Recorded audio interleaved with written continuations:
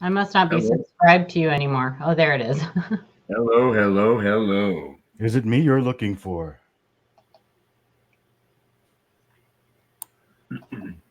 Hello, hello, everybody. Can't see if we're live or not. Do y'all see if we're live?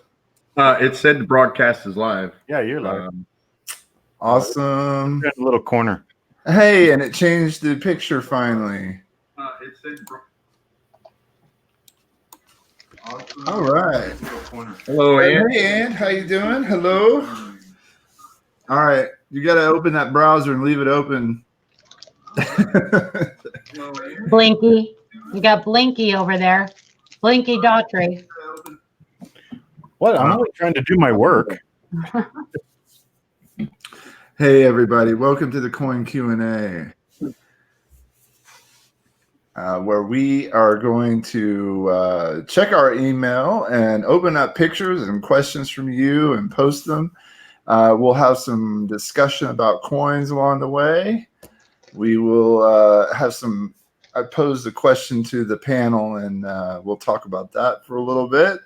So now the only rule tonight that we're going to have is that we are going to cut pictures off at, let's see, what did I say?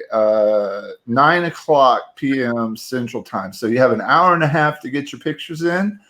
We don't want it to drag on all night. A couple times, well, we've had a 5-hour show one night, and Yes. yeah, They seem to be getting longer and longer. yeah. So get your pictures in early and your questions, and let me go ahead and introduce the panelists. We've got Paula Bloom. Hello. And Chuck Daughtry, Copper Coins, and Christopher Rhodes. And I'll let them say something about themselves. Thank you guys for being here. Let's go. Paula, do you want to go first? Sure. So I'm Paula Bloom. I am a error and variety collector. I collect other things, but mostly errors and varieties. I like to learn about them. I like to teach about them. I'm active in some of the Facebook groups, more active at times, and I go I give myself a break every once in a while. I have a YouTube channel, and yeah, that's it. Short and sweet. All right. Chuck? My name is Chuck Daughtry. I'm the owner and developer of coppercoins.com, now 20 years old. And not me, the website. I'm a lot older. And I am a Lincoln Cent specialist. I've been dealing in Lincoln Cents for about 10 years. I've been specializing in Lincoln Cents since 1975. And I'm happy to be here. I want to answer any questions that come up. Anything I can give you an answer to. Otherwise, I'll just baffle you.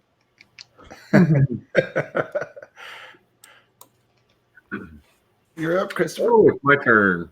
Hey, everybody. I'm Chris. Most of you guys know me from Facebook. Active in many of the coin groups on Facebook. I do have a YouTube channel, Chris's Coin Channel. I write blogs, adventuresincoinrollhunting.com. First and foremost, I am a collector.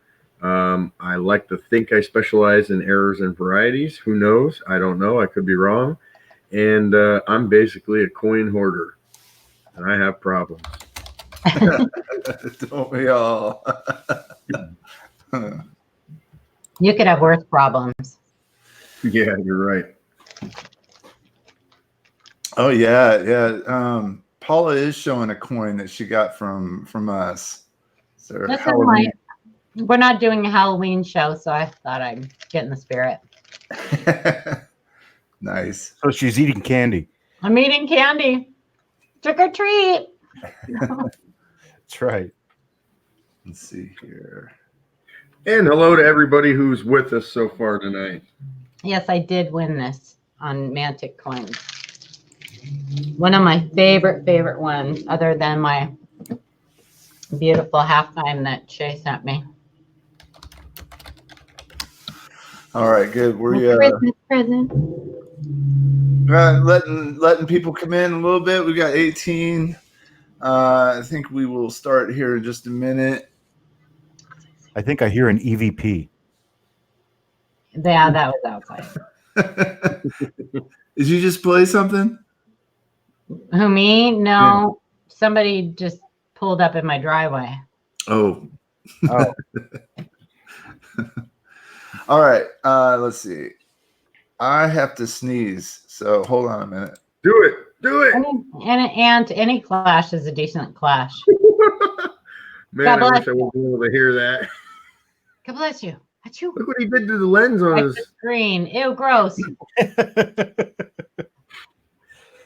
knew you had to Hi, sneeze. Mom. Why Thanks, did you do Mom. it? Your face pointed to the camera. Mom's here. Yeah, I sneezed so hard it made the camera go blurry. Nice. Darn, I wish I had heard that. Yeah, Okay. all right. So I lined up a question. I think we can go ahead and start with that. There we go. All right. So Blinky. my question tonight was name the most difficult coin series, year, or coin concept you had difficulty with, and how you met the challenge to learn the information.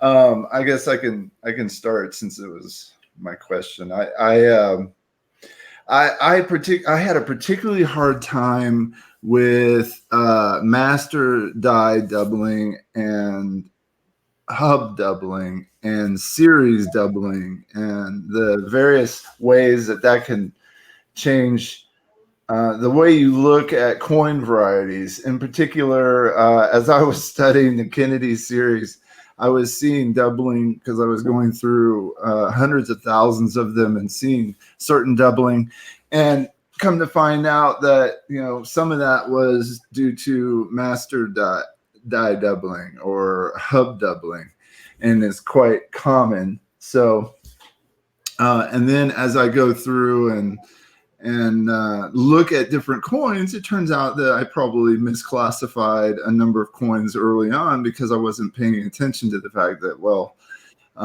this variety has MDO also, or it doesn't have MDO, and there's different varieties. And so anyway, it made it difficult. And so the only way I was able to get down to the actual varieties and determine the difference was to chart the actual pickup points for each coin and the markers, and then attribute based on all that information. So it is difficult, and it was particularly challenging, and it took me several months to overcome, but you can do it. So anyway, that was one of my tough ones. So Chris, or you wanna go next? Sure, why not? I struggle with, I'm not going to say a specific series, but specific types of coins, nickels, quarters, half dollars. There's a lot of die deterioration. Half dollars and are probably the hardest for me because there's not a whole lot of documentation available online for the varieties specifically. There's some good books out there that are kind of expensive and somewhat hard to find. But there's so many gaps in the information available to us online for the half dollar series that it's a little intimidating. I know there's tremendous potential for that. I'm pretty certain that I'm one of the few coin searchers in my general vicinity. So I think there's a lot of potential out there for me, but I'm not quite ready to get to those yet because I just don't have the resources that make me feel comfortable to go through a box of half dollars looking for varieties. You're in luck, man. You know why? I know. Why? He's ate up with it. He updated his Variety Vista, updated his site, and he's got pictures for every half dollar variety. Really? No way. Yeah. When? He did it this week, I think. Wow. Yeah, That is, what was I you know what? surprised? That's good news. That's good news. I like it. Yeah. Right on. That's I don't kind of cool. exactly agree with him on all of it, but hey, he's the expert. I'll have to give him a call and see if he needs a restock on his vodka.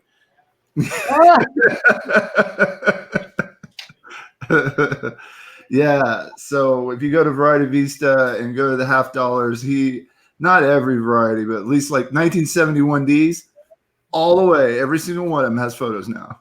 Nice. That's So- good. That's good. I didn't see a change in the number of listings he had.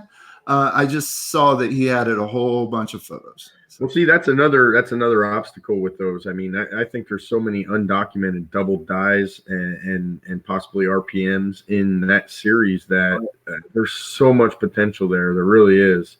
Yeah. And I kind of feel that way about a lot of the the clad coinage, the quarters and nickels. I think there's a lot out there to be discovered yet. Everybody focuses on Lincoln cents. I mean, it's not very often Because you they're come up with- pretty. They are pretty. Even those are barely half covered. Yeah. Yeah, you're probably right. I mean, there's a lot of stuff there too. And, when there's billions of something made, of course, there's going to be stuff missed. But I think a lot of people always, start out with Lincolns. So they get hammered pretty good. Went through a You know roll what of I 61D yesterday, or actually it was earlier in the week. I went through a roll of 1961D and listed 4 new repunchment marks out of that one roll. Nice. So Yeah. I mean, I Lincoln cents probably have done. probably My have list isn't as big as Chuck's, but I have 513 Kennedy varieties and errors. So I'm getting up there. The list is It's respectable, I guess. that's how it becomes Yeah. thousands. Yeah. Isn't it time to move on to another series, Shay?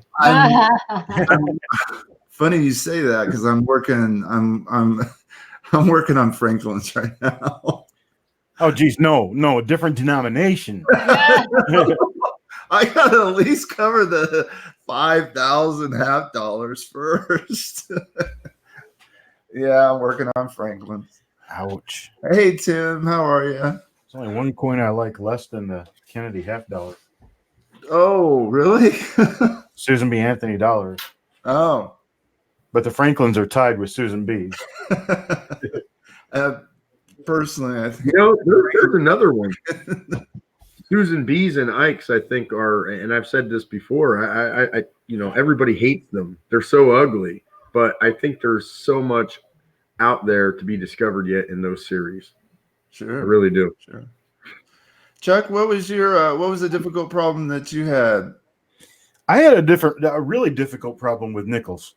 Nickels of all ages, of all years, especially with the die deterioration doubling on them. And then the fact that most of the ones that are between, most of the years except for the war nickels between 1938 and 1964 have the mint marks on the reverse, way over on the right-hand side of the design, right next to the rim. And when you start getting die deterioration doubling on those things, they're horrible about appearing to be RPMs. Mhm. And the way I solved my problem with them is I just gave up and went poof and went on and just stuck with pennies because that's what I know. And yeah, then I also had trouble with RPMs on quarters, silver quarters, because for some reason the silver quarters love to stick on the mint mark. And so when they were ejected, a lot of them got machine doubling on the mint mark alone, and that was it. And a lot of that's because of how the mint mark was punched into the die. But they're incessantly doubled in that area. And Paula and I share a little secret about that. The guy that was finding all kinds of wonderful varieties, and you shared the video with me. Mhm. Yeah, there's a guy somewhere. I'm not even going to mention his name or even try to focus in on who it is, but he was searching through silver quarters. And he was videoing himself searching through silver quarters, and he was finding RPM after RPM after RPM. He wasn't finding RPMs; he was finding machine doubling on the mint marks. And it's just, they're rampant with them.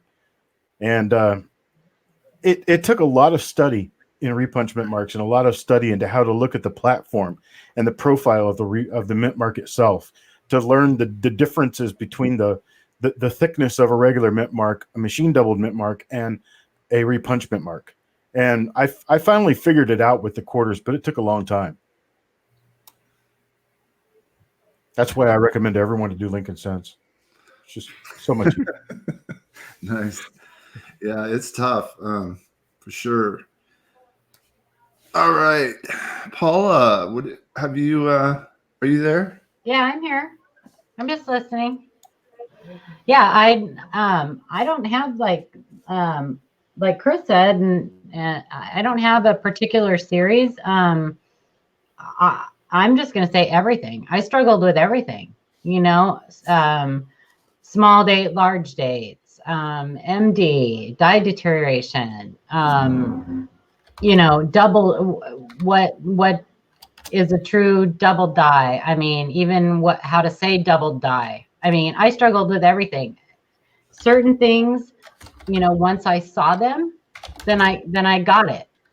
It's kind of like a light bulb goes off.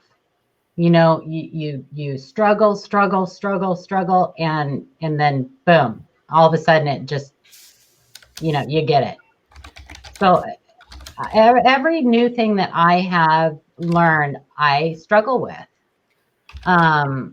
It's not an easy hobby. It's, Aaron, variety collecting is not an easy hobby. It takes a lot of study. It truly, truly does. And I think that people underestimate that, but it really, really does take a lot of time and a lot of study. If I had to pick one thing, it would be the 82 small day. I had a hard time wrapping my head around it until I saw one. I had it in my hand one time, and that's all it took for me to see it in my own hand with my own eyes. And then I never mistook it again. I could see it without even a loupe. So, I think that's pretty much true with most things. Once you get a visual of it, those looking at the Konica master lists and trying to decide if your coin has it because you have no other source of information about that coin can be very challenging. I can tell you. Wait. How did you pronounce that again? Konica? Thank you. That's correct. The first time I didn't do it right? No. A bunch of people pronounce it Konica or Konica or however they feel like pronouncing it. Konica is the right way to pronounce it. I know that because I was around a couple of the guys who actually started that club back in the early 70s, and that's how they pronounced it. So I picked it up from them. Listen, in the last week, I've learned how to pronounce so many things. I'm telling you. Yeah. Patat. Yep. Fever. Stanton. Fever. I got the fever. Well, and people call him Feeve when you're around him. They just call him Feeve. Feeve. Yeah. Not Favaz. It's not Favaz. It's Feeve. Fever. Fever. I sound like a drugged New Yorker. I have a fever. Steve, what was the other one that you so politely corrected us on, Chuck? Was I polite? No. Okay. I was being polite. I was thinking, I don't remember being polite about anything. I don't remember right now. I don't remember. That's not. Seraph. Seraph, yes. Yeah. Seraph. Seraph. It's not Serif. It's Seraph. Seraph, like sheriff. That's right. You pronounce it like sheriff without the shit. Seraph. All right. I think we should start looking at some pictures. Okay. Remember, guys. All right. So there's 29 here. Some of you may not have been here a little earlier when I said we are going to stop taking pictures after 9 p.m. tonight. So get your pictures in if you want us to go over them. And I do have them lined up from the last show all the way until about 5 minutes before we started. So let me go ahead and get the ball rolling. All right. That's 10 p.m. Eastern Standard Time. Yeah. Hi, Beth. Hi, Beth. Let me go ahead and set up right here. Hey, Denise Catania usually watches. She has trouble finding the live commenting on YouTube. So Yeah, that's what she said. if anybody could help her out with that, I'd appreciate it. But Denise, thank you for the gift. Love that Las Vegas off-center token. Love it. No, I can't And help her. I don't know. Oh, I that's made. I cool. sent something out. Yeah. I sent something out for her today too. So hopefully she likes it. Yeah, she's a sweetheart. I know. I wouldn't even begin to tell her how to do it. You know, if she's watching on the TV, I know that live chat doesn't show up on TVs, but. Oh, is she watching YouTube through the TV? I don't know. Like on Fire Stick or something? I don't know. Possibly. Is she in here? She said she always watches, but she can't find the live chat. So Yeah. she can't tell you if she's here or not. Oh, okay, yeah. Yeah.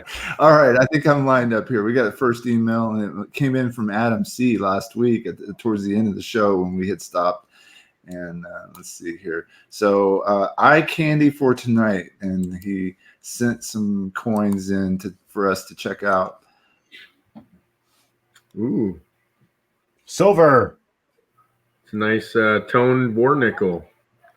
Silver.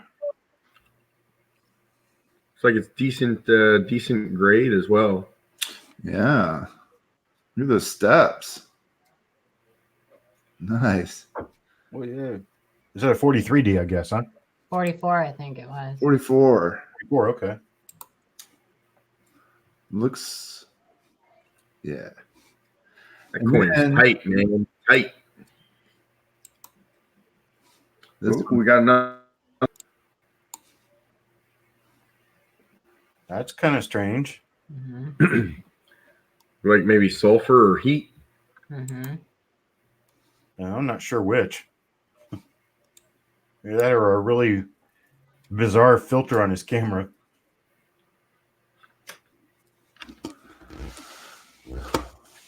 Regardless, it's still pretty. Oh, yeah. Pretty it is. Hardy. Thank you for sending that in. All right. Let me grab the next one here.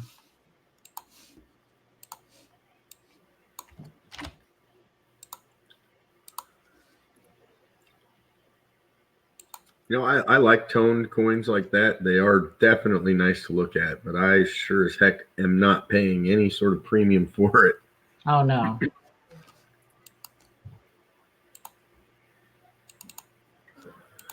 Okay, from Bill457. Is that a lamination near the B in bank? And what's going on with the Y in penny? I spelled it wrong. The Y in penny. Oh, Wrong country.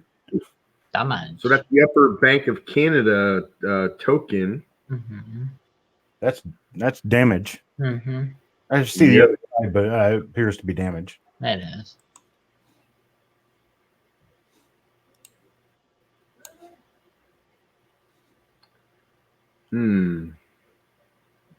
That's different. That almost looks like a dropped letter, but it's not. not quite. Yeah. Not quite. For that to happen, something would have had to have been struck into the coin after the coin was struck, which tells me probably just it came in contact with something. Well, there's not even a D anywhere, is there? Canada. Oh, on There's a the D in offers, but it Canada. would have to be on the offer. But no, it's pressed into the coin. Yeah. Wouldn't be that size anyway. Mm-mm. Different size. Somebody might have been playing with a metal stamp. Yeah, metal punch set. Yeah. Almost That coin almost has a textured look to it, like it might have been metal detecting find or something as well. That does look like a counter stamp. Ant just said it's also porous. Yeah, that looks like something that you would dig out of the ground, maybe. But I love these tokens. I have a few of them myself. That could well be a mark of some sort that somebody put on it to see if they would get it back. Kind of like how you write your name on a dollar bill. I've done that. Yeah. Yeah, and I've heard of some banks and other people doing counter stamps and other things like that. But I've heard of some people doing flip-flop counter stamps and palm trees. I don't know who that was. $1.50. oh, somebody, yeah. Somebody did that because they got like boxes full of them. Supposed to be NIFCs, boxes.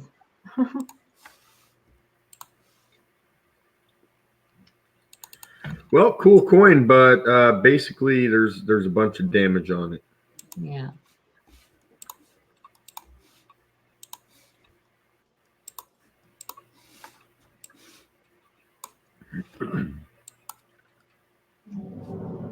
Super Silverman says 1970s greaser.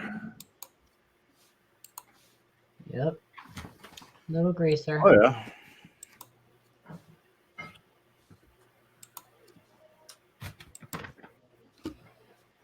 Large date greaser. Little greaser. Interesting how it's visible in some light and disappears in others. Yeah. Mm-hmm. Yeah, you can see the top of it there in this picture, but on his scope, you can't see it. Yeah, I find a lot of that. Greasers show up at different levels. Like that grease can come and go. Yep. Can totally obliterate a device, or it can just slightly fill it.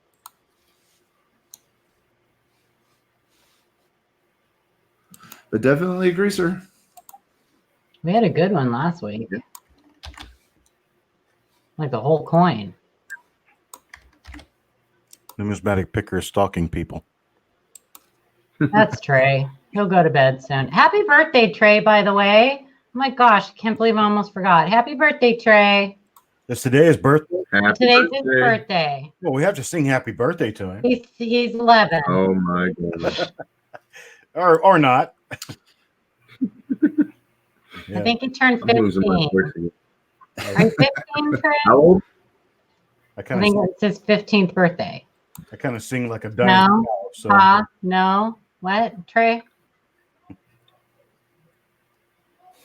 That's funny. Trey's. He's turning 6. Yes, I believe that. Trey's turning 6. Yeah. Good for him. Right about when I got started with He's coins. only saying that because it's almost Halloween. He wants to go trick-or-treating.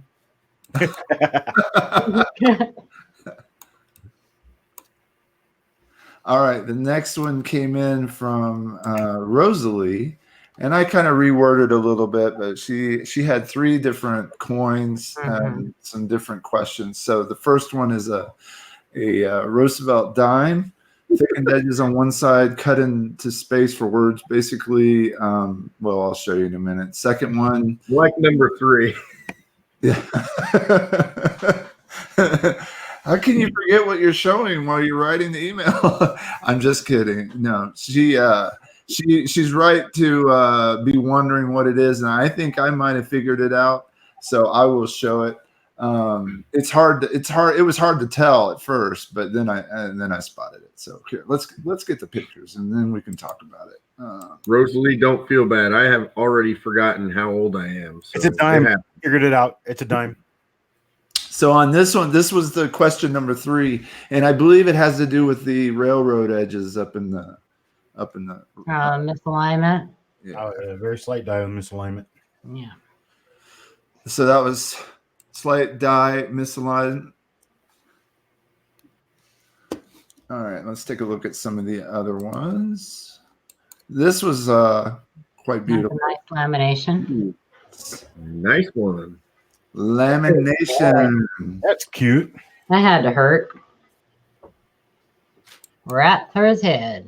I had one that was a 1941 Philadelphia, and his face was just obliterated by the lamination, and I called it a frankincense. Yeah, that's cool. I got a picture of it somewhere.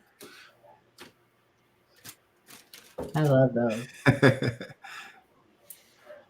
That looks almost like the Mad Nice Hatter. one, Rosalie. Looks like he's got a Zorro hat on. Hey, Charles. Of course I do, Trey. I know things. I got you a shirt last year for your birthday. It said, "Go to bed, Trey." I know when your birthday is. Go to bed. All right. Trey. Go to bed, Trey.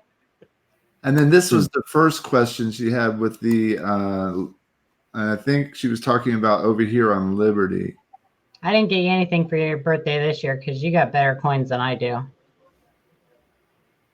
Oh, the null damage. She doesn't play fair. I know. So that's what she's talking about, Shay? Yes. Null damage. It almost looks like a stain or some sort and damage. Yeah, It's it's hard to tell because it's in shadow. Yeah. on it. Hard to tell what's going on because that's where the shadow goes. But she Lots also, of dye deterioration on the reverse. There's a lot of it. you know, maybe, I mean, she could have been talking about any of these things. Look how everything runs together in pluribus. Yeah. She could have been talking about that. So dye deterioration.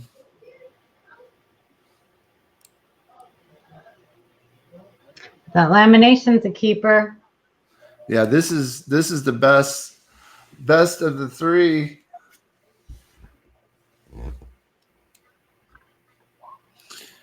All right, let me see if I can get the next one pulled up here.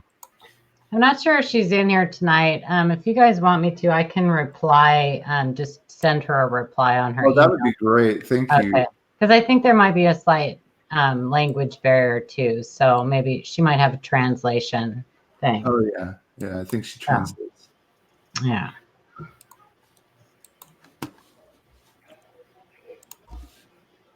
Robert Gravitt. He has an 1878p Morgan dollar. Quite a few Morgans, but knows very little about them. This dollar seems to show 2 or maybe 3 tail feathers behind and below the main tail. Also, can the panel recommend a book on Morgans and Indian head pennies? I have about 1,000 Indian head pennies I need to closely search.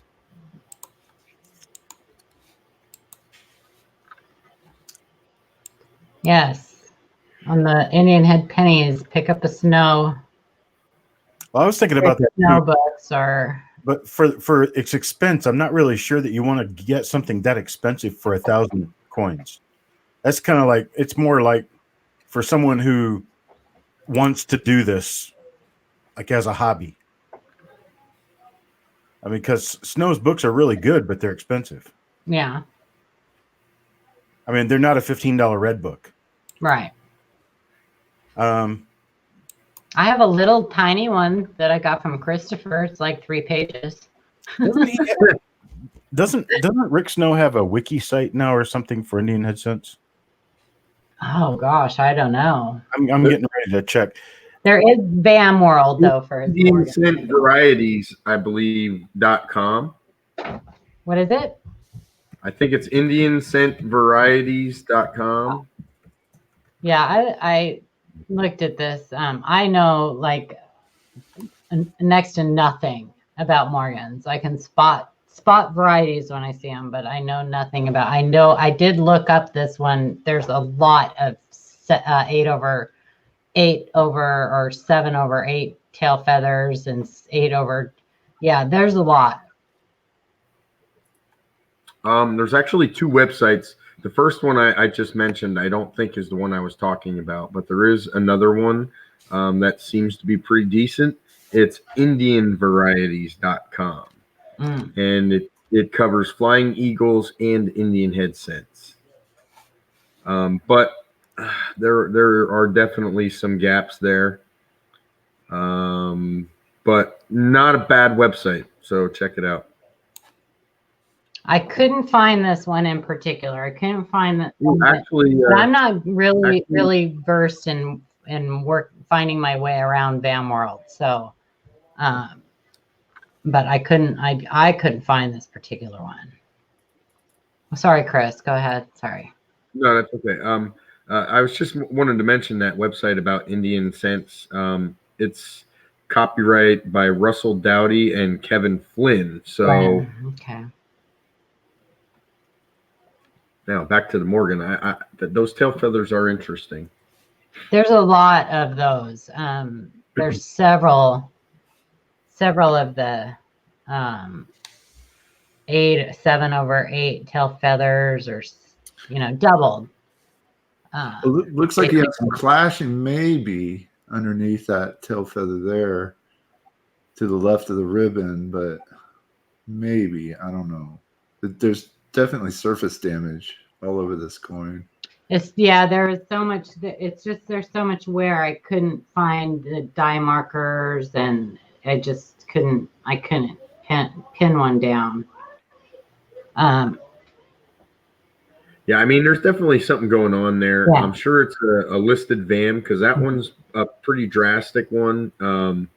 Unfortunately, the coin's been beat up and cleaned, but that's pretty cool find right there. And yes, VAM world is kind of difficult to navigate. Yeah, and I'm not a Morgan collector, so I don't spend a lot of time there. Now there are books out there specifically for Morgan dollars and varieties of that series. Once again, when you start getting into some of these older books, they can get quite expensive. Yeah.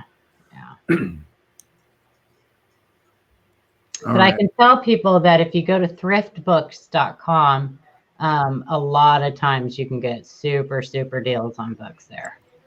And if you keep an eye on Christopher Rhodes' Facebook, the sales page on what is it, coin and currency collecting sales page, Chris?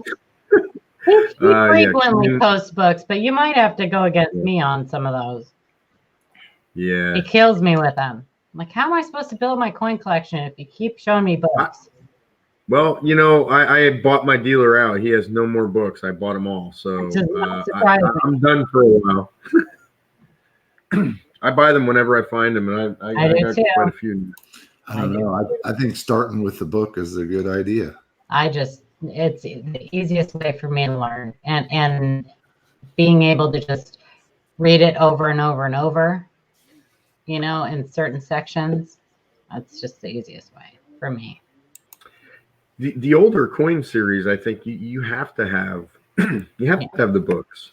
A lot of that stuff just isn't online, and when you do find websites with some of that information, it's just real spotty. There's not a definitive reference anywhere for this stuff. So you got to buy the books. You just have to. If you're going to be serious about searching those older series, you need to buy them. And unfortunately, those older books are very expensive. You start getting into the half-cent varieties and stuff like that. Now there are some modern books that are half decent. There are a lot of shoot-offs from the Red Book, or I guess they're Whitman books or something. But and they cover some stuff, but it's just not the same as those older books. I don't know. I was taking a look. I've bought quite a few of the Red Books from over the years, all the different years. I think I have like, those are fun to look at. Yeah. And those I just like fun to look at. I like looking at the different coins and the prices that they're for, and just kind of sit there and dream a few minutes about being able to pick up a beautiful rare coin for those prices in the 1950s. Right? Like, oh. I have a coin catalog from the late 1800s, and talk about interesting. Oh my gosh. Yeah. Max Mel. Yeah. Hey, Shay, do you have a 1966 Red Book? I don't know. I can check. Yeah, do so. Okay. Check and see. I've got a case wrap of 1966 Red Books. The covers have never been cracked open. That's the year before I was born. They're brand spanking new. Well, they're showing your age. Yes, please. 2 years before I was born, so guess who's older? I started with like 5-year increments. Yeah. So like the first round from Vista Books, I had bought like every year I could find every 5 years apart because the prices were a lot more variant between the 5 years than they were between each year. But I did fill in some gaps, so I figured I'd go all the way. And I got these. There was a retired dealer who was a member of the Coin Club. And one time he brought in a whole case of 1966 red books that he found in his attic. Wow. And he was selling them. And I said, well, how much do you want for, they were wrapped in bundles of 6 or something like that by Whitman. They had advertising on the wrapper. Wow. And so I bought a whole wrapper of them from him. Nice. And never unwrapped. No, I've got the books. I unwrapped them because I sold a couple of them. Oh, okay. But I still got books that I've never opened the covers, never cracked the cover open. I'm going to turn my camera off because it's dinner time, but I'll sit here. I'll still be here. All right. Somebody likes it. I love stuff like this, like these little pamphlets. Yeah. Just tiny little books. But this is like number 8 in a series of God knows how many, but it only covers 10 years. And it's published by a well-known, publishing company. Yeah. Decent book. There's pictures in here, different varieties to look for. Really cool stuff. I love these old books. This one just happens to be oh boy, I don't know. I don't even know what year it is, but it's old.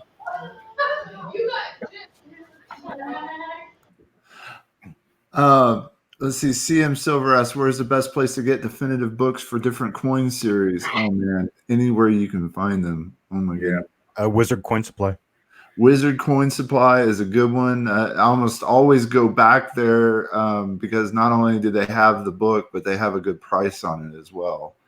So it's not always the cheapest, but I've never gotten a book in anything but great shape from them. So you can call South Park Coins in Forney, Texas, and see what they've got. There's Brooklyn Coin Gallery.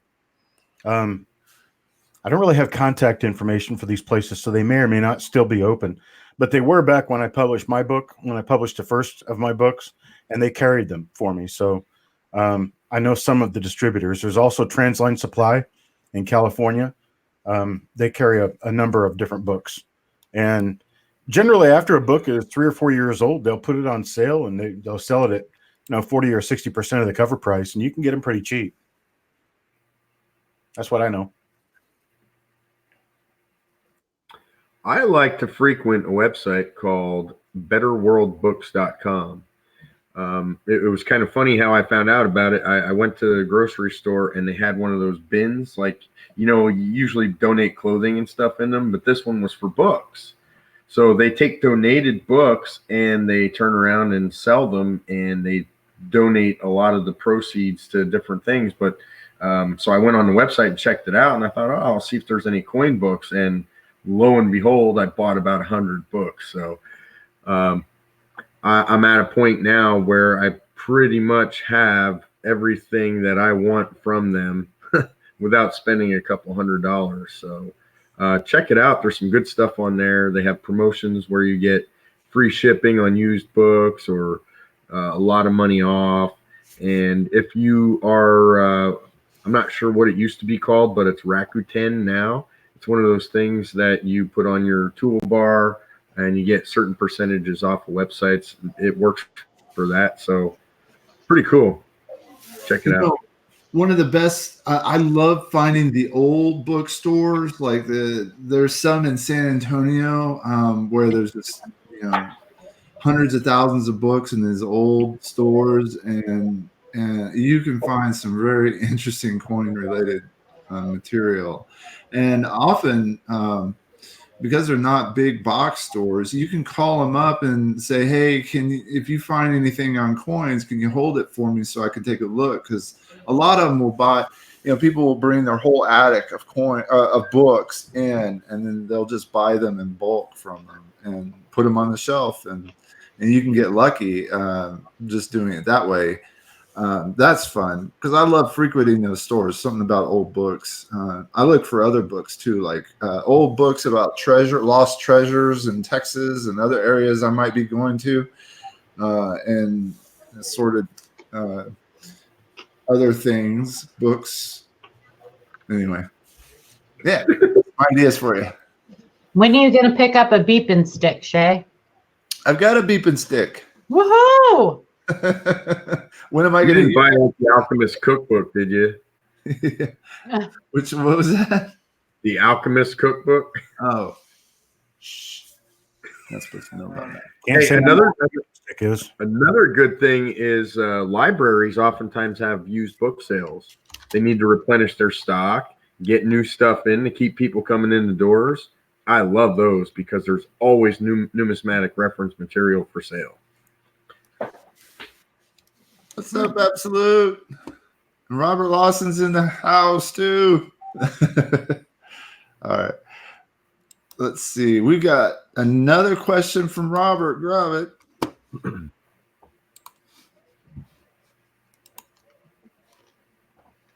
1942P DDO 006 FS 103. Maybe is this what I believe it to be?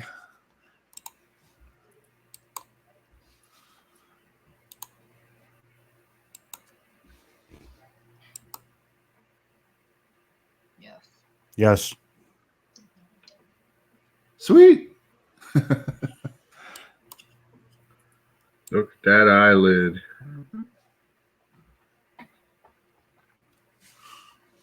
Yeah, that one's hard to mistake. Don't need no dye markers for that one. No. Which is good because I don't think there's any listed.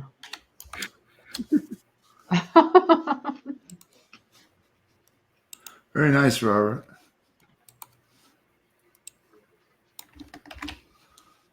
So that's good. No, wait a minute. Did he say DDO? Which one did he say? DDO? DDO 6. Oh, 6. well, 6. Okay. Mhm. All right. Then I agree. I concur.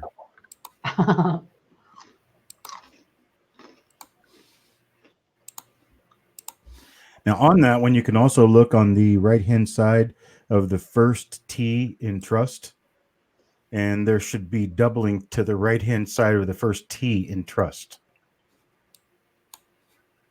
Do we have a picture? Oh, not good enough. Not enough? That'd be the first T, not the last one. All right. That's doubling right there that you're pointing to. Right there. Oh, wow. Yeah. That's a doubled part of a T. Nice. Very cool. There goes Trey messaging me during the Q&A. Trey, we're busy. He can't help himself.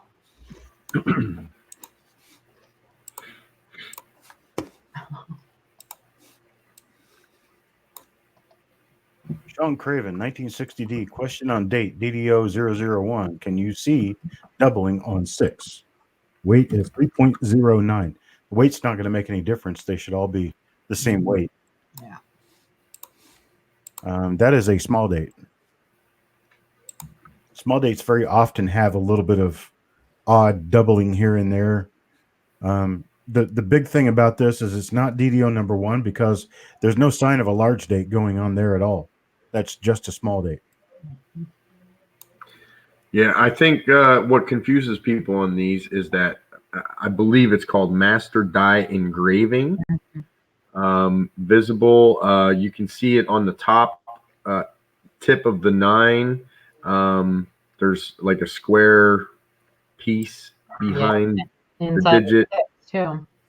inside the 6 as well. Yeah. And that should be visible on all 1960 small date coins, unless, of course, they're well circulated.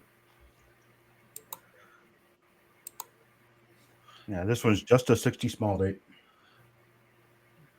That little piece there. Yep, Yeah. inside the curl of the 6. Right.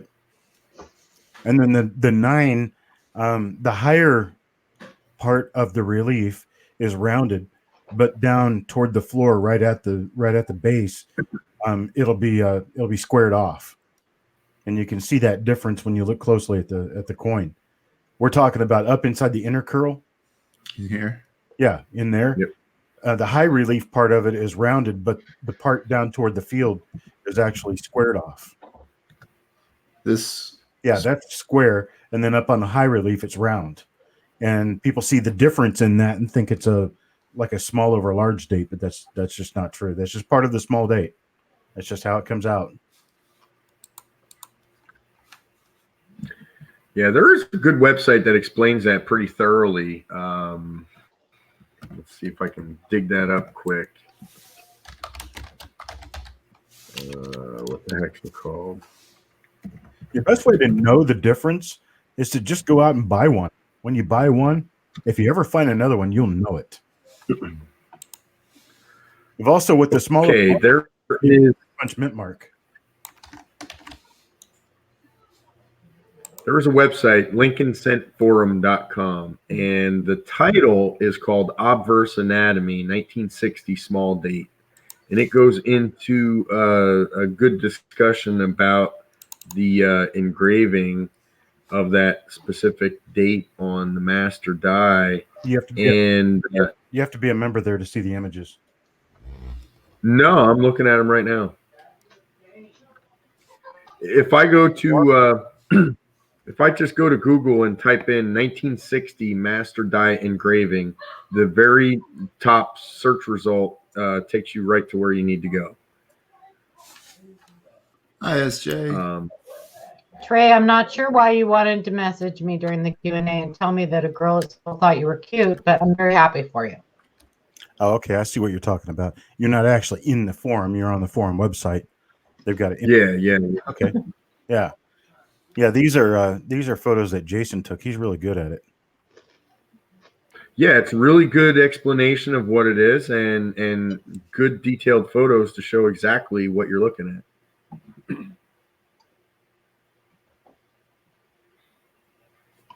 There goes Blinky. Yeah. You were blinking. Who, me? Yep. Lincoln. That's because I have another browser window open.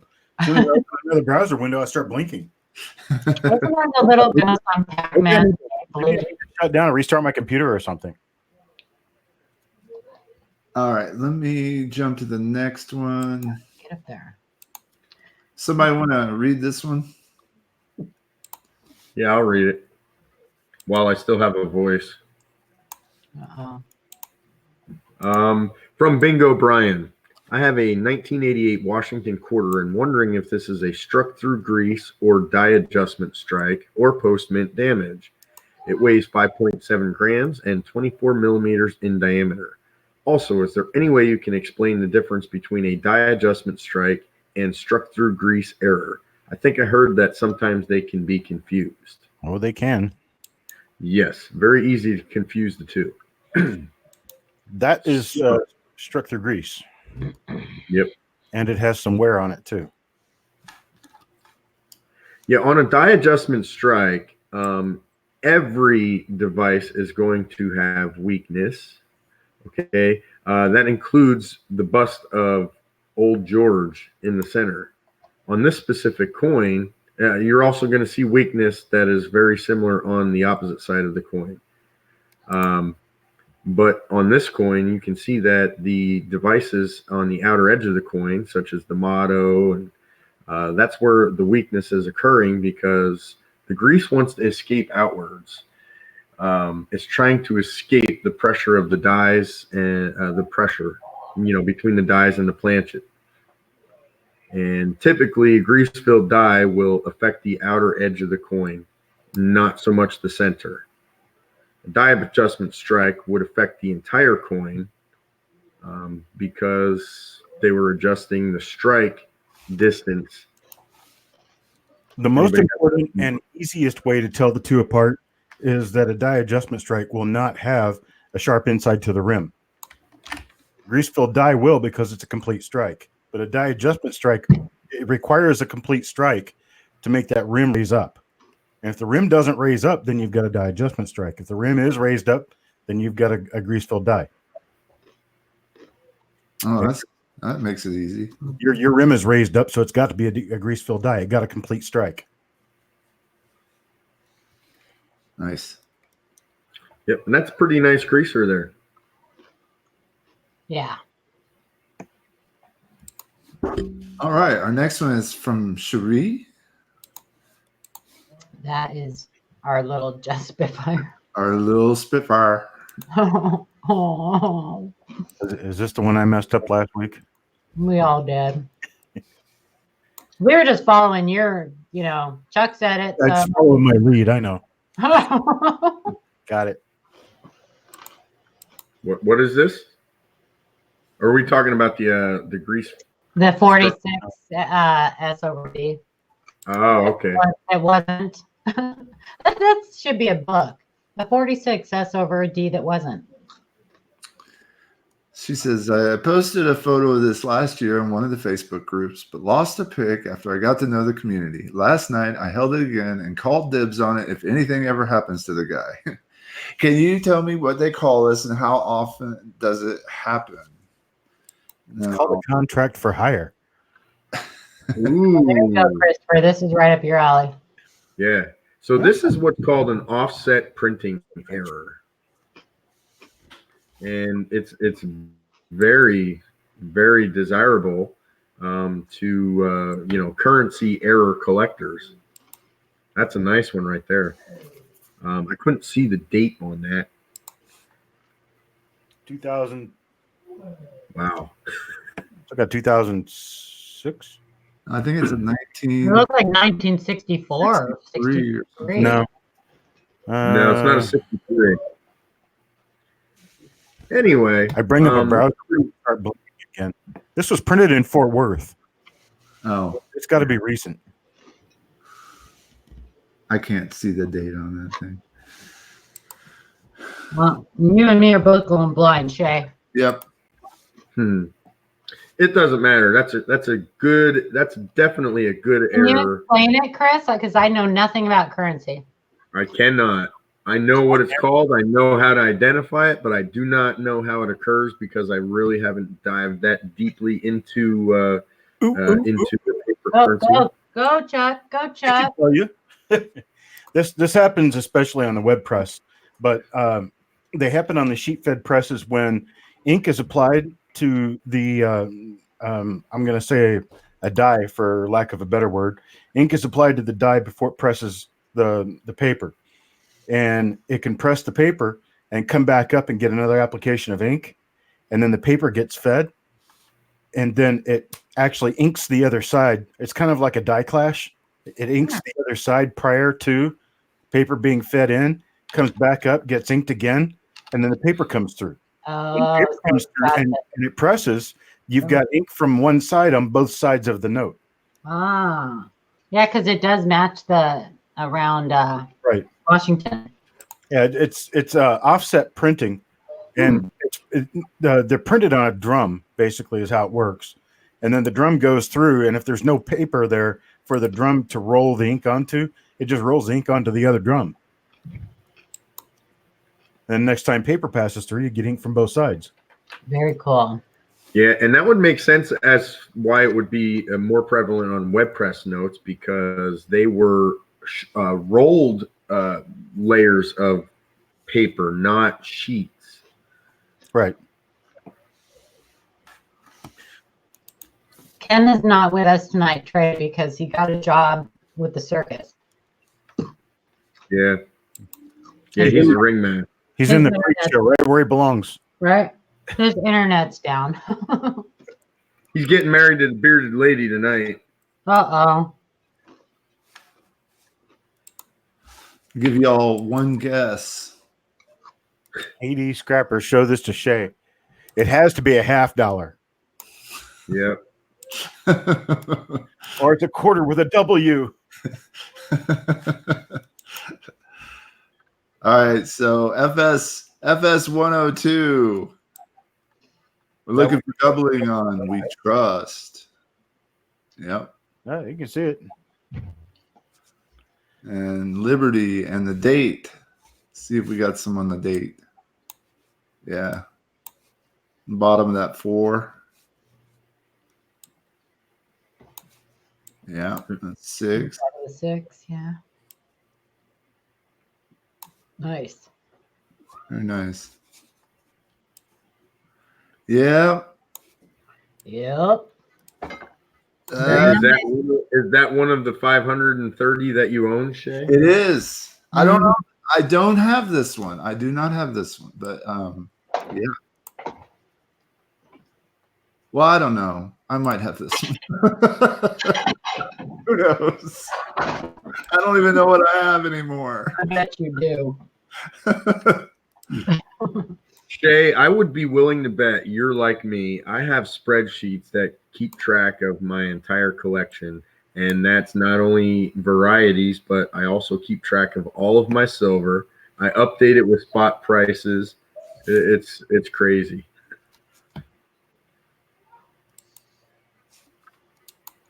Anybody else do anything like that?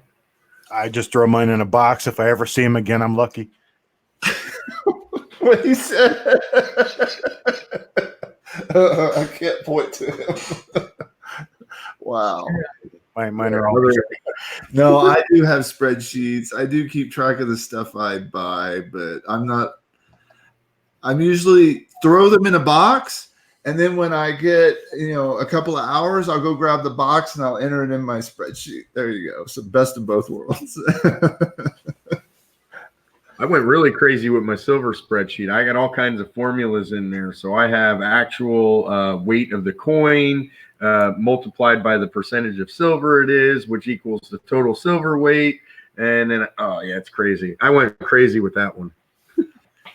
I have one word. What? Geek. Totally. Geek. I will deny that until my death. I've accepted it. Which, if you've got that offset transfer dollar bill, yeah, death could be coming a lot sooner than you think.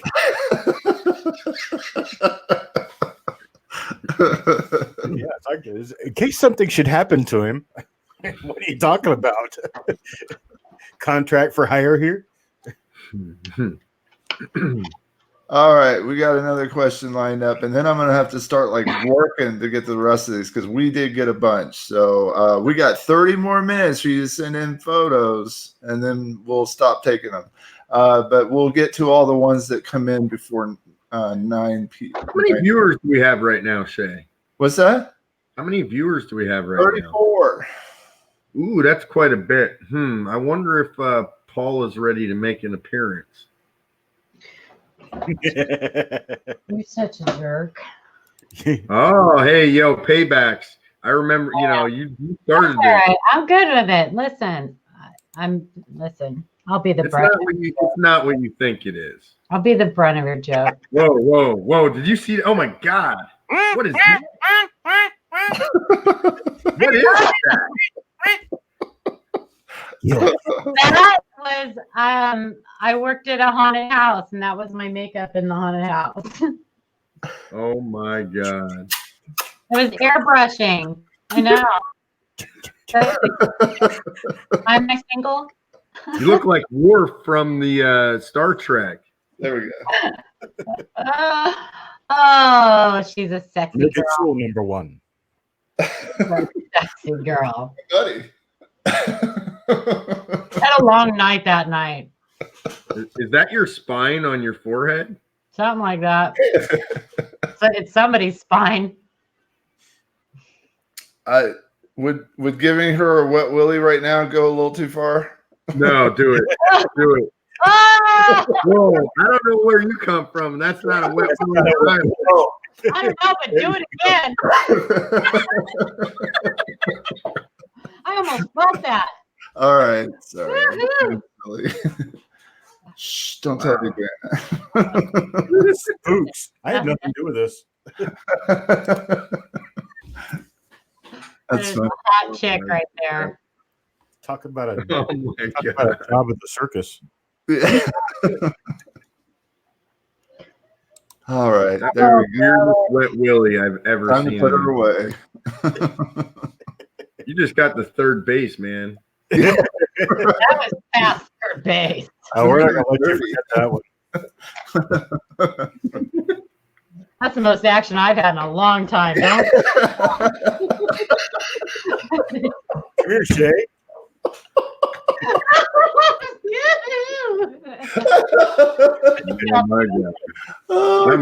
Okay.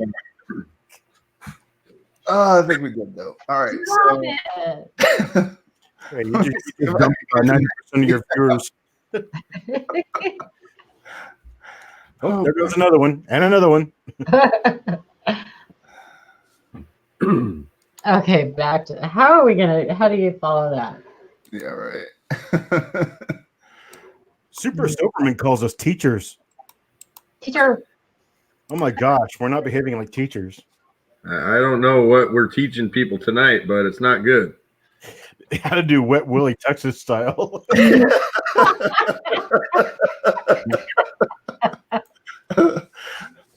Oh man. Yeah, I may have gotten those a little confused. I quite enjoyed that. You're welcome, Sean. All right, from Jason Wilder, we have 2019P Lowell quarter full die chip on the tower. Gargoyle, keep your eyes out for this cool find. Other coins on eBay have die chips in different spots. And here is our unrelated question for the night. Why is there a drastic difference in prices for RPMs and double dies between copper coins and Variety Vista? And let's look at the coin, and then I'll let Chuck answer that one. All right, transition, please. Transition, please. And go.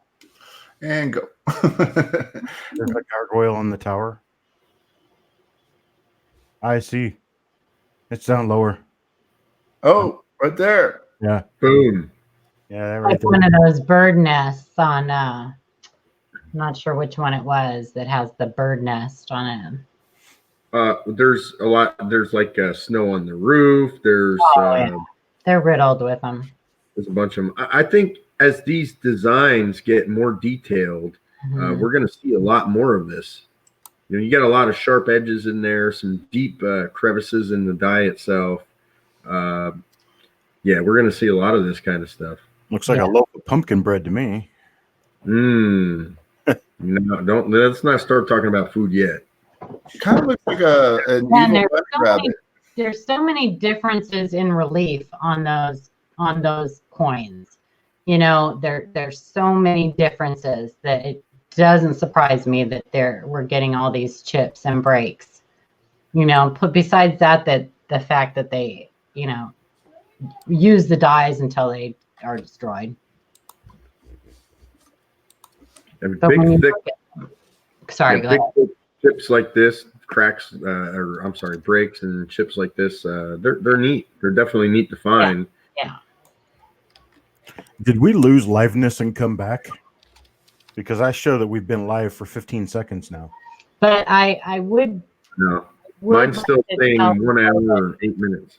I would like to tell people that realistically, unless you put a very, very minimal premium on these coins, if you go to sell them, you're not going to have an easy time selling them.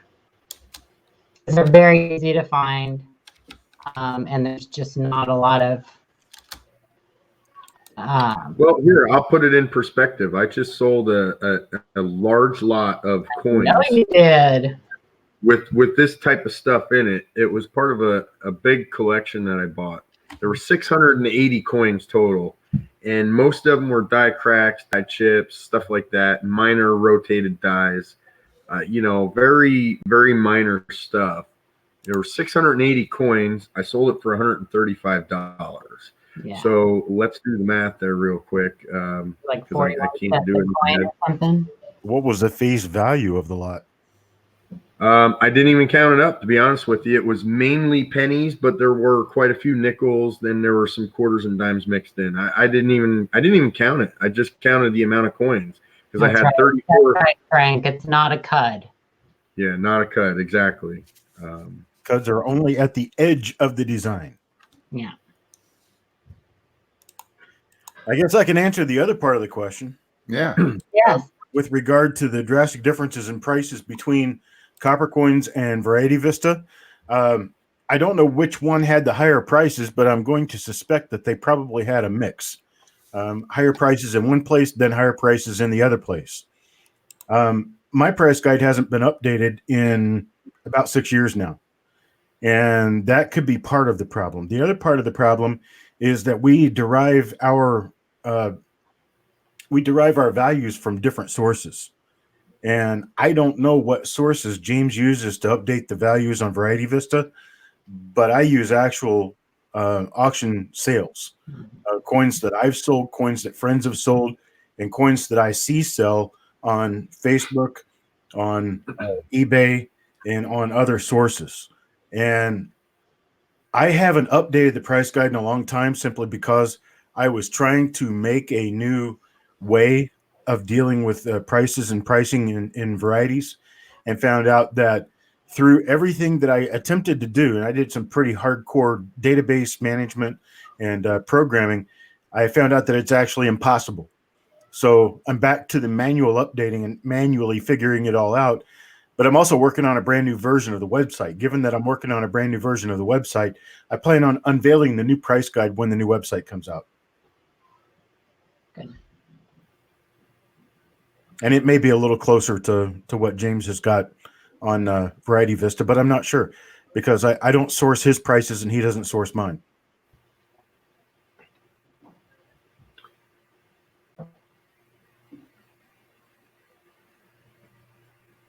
Okay, let's see. I got another one here. Let's load it up. I'm not going to tell you what I thought that said. It wasn't logworm. Oh man, I thought they said longworm variety. Is there longworm? I thought it was too. I just looked at it. I was like, it does say longworm. Paula, I would expect you to see that. All right. Just now. From Jason Wilder, 2009 logworm variety found in a proof set, all in good fun. Here's a question with pictures of another set and coin. Why do 2009 S pennies tone so well? I've seen many sets with the pennies toned. Also, other amazing ones are 1969 and 1970 proof cents. Why do certain years have a lot of toned coins while other years do not? Let's take a look at some of these. Wow.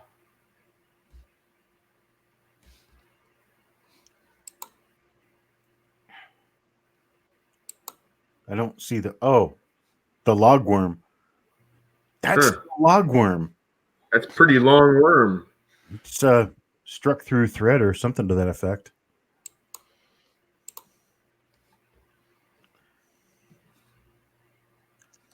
So I can give the answers on the coins that have toning and ones that don't.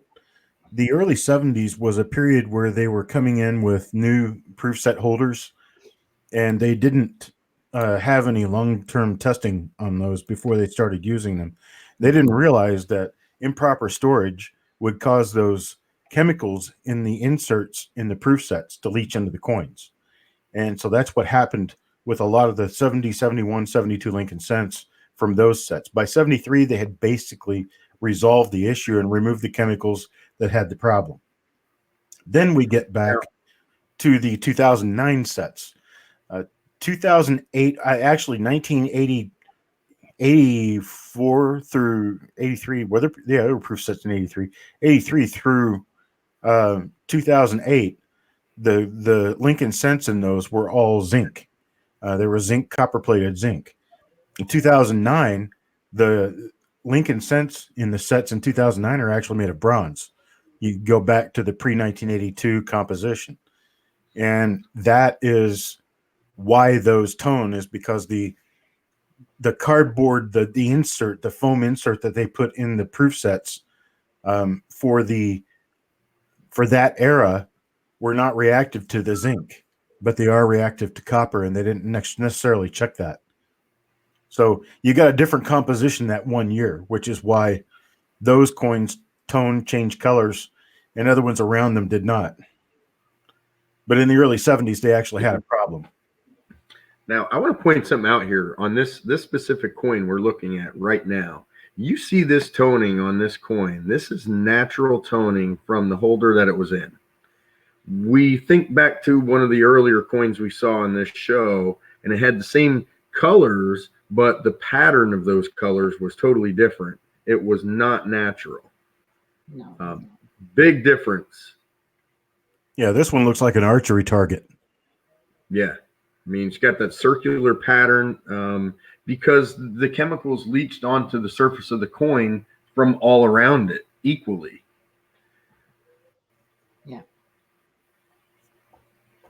Well, I'm of the opinion that, and I think most people are, there are some that do collect and appreciate the artificial tone coins, but I'm of the opinion that that is a damaged coin. Once that is done, now, Chris, you've talked before about like what is artificial toning? Like, isn't any toning artificial toning or something like that? So, or maybe to me, it's the same thing. It's just that somebody's speeding up the process, right? You're still using the same types of chemicals that are causing that toning on a naturally toned coin, but you're speeding up the process somehow, some way, either increasing the amount of chemicals that are being exposed to the coin, exposing the coin to heat. So, I mean, there's a fine line. You don't get the natural tone look. Yeah, you can't duplicate this right here. No. I mean, you can try, and it's going to look similar, but if you know what you're looking at, like if you put a blowtorch on the center of a coin, you could probably duplicate this pattern, but the colors are going to be different. There's always Brian, going I think this was done before it was slabbed. I think it was like this when he got it, when the yeah. Yeah. This is probably from the proof set it was in. Yeah. It is. It's definitely a proof set. There's a lot of like that. You know, I've noticed one thing. When I first started collecting, I was a little kid. I was probably about 10 years old. And I had a bunch of stuff. It wasn't real, good stuff, but it was mine. I lost interest in it in my, late teen years because I was sniffing around the ladies a little bit. So stuff got packed away, and it was in my app. So I noticed, like, years later when I finally got interested in this stuff again, and I got the stuff out. The coins some of them were toned, but a lot of them were destroyed. I had them in those old blue, cheap Whitman folders. And those coins over the years were exposed to heat. They were exposed to moisture, a lot of different things. And improper storage was just the downfall of that collection. So a lot of that stuff got thrown away or spent. Yeah. So storage is very important. Same thing happened to me. I found a few old holders that had Merc dimes and things in them, and the obverse of them looked okay, but when I took them out of the albums, they were like slick on the back. On the reverse, they were just slick. There was like nothing left. It was a shame. One thing I want to say, Marley here just said that she has a 1970 proof set. It came unopened and looks just like that.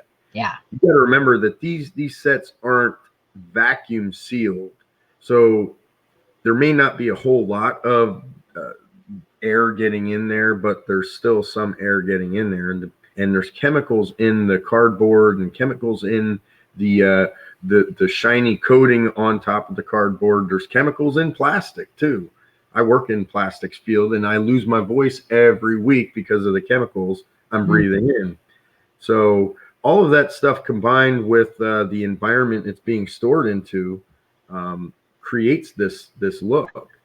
I'm really adamant about not microwaving my lunch at work in plastic. I got Pyrex dishes. I will not microwave in plastic. The chemicals leach out of it. Freezing does the same thing. So storage of coins, they should be in a climate controlled environment, even in those plastic cases. I think we lost Chuck. No, I'm still here. Oh, he turned his camera off. Turn my camera off because I keep blinking. I'm using a browser. Blinky. I don't know why I'm blinking when I use a browser. I'm looking for a picture, a specific picture that I published at one point in time that I can't find again. That's okay. Anyway, whoever, I can't remember whose coin that is, but it's a pretty one. I really love that. Very pretty. I'm not a fan of toned coins, but there are some of them that are just undeniably beautiful. Well, like I said earlier, I love them. They're beautiful. There's no doubt about it. I mean, but I go to these shows and there's one specific group of dealers that have a table that's all they have is these artificially toned coins, and they're nice to look at. But I'm not paying $300 for a toned silver eagle. It's not going to happen. Yeah. All right, let's see. We've got another one loaded up here from Adam. Somebody want to read that for me real quick? I can. I cherry picked this 1949 S Franklin from a local coin show. It's an RPM number 1 and is also a NGC VP2. Also, this 1973 D Kennedy was pulled out of a $500 box. It's a FS101 DDO. Does the Kennedy look mint state to you?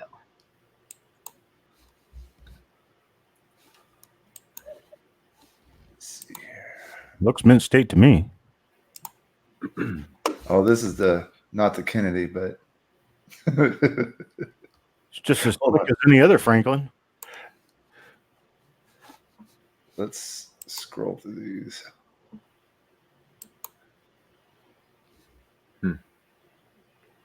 49S RPM number 1. Let's see here. Oh wow, yeah. See it right there. Yeah, that definitely matches.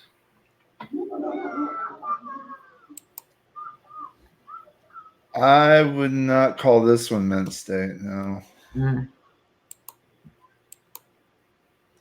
I mean, they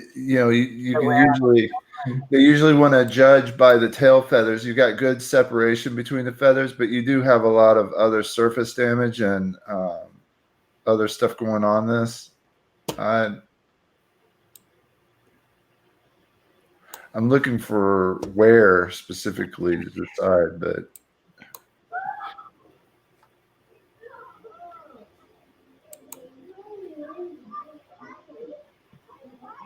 Somebody's having a party.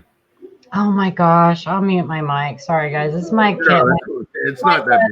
My son's playing with my grandkids out front. It's right outside my window, so it's fine. I'll mute my mic. looks like damage. Is that a die crack? It looks like damage. Yeah. Yeah, it's damage. It skips. Yeah. And there's furrows. Yeah, around the edges there. Furrows. Furrows. Poor Ken. Where's Ken at? Yeah, I hadn't even seen him in chat. Like he's having so much trouble connecting. He had like 0.025 internet speed. Yeah, that's crazy. Tell me this morning that this downtime has given him an opportunity to get a lot done. He actually got all the dishes clean out of his oven. Oh, what a guy. Yeah. Yeah, but what about the ones he packed in the cab of his pickup truck? He's forgotten about those ages ago. He's at this. I'm sure this is driving him Science experiment. nuts. If he doesn't end up in jail, I'll be really surprised. Hey, Chuck, That's I nice think RPM. Ant had a good question for you. I think. Anyone know of anything specific in a 2019 roll to look for? Oh, yeah.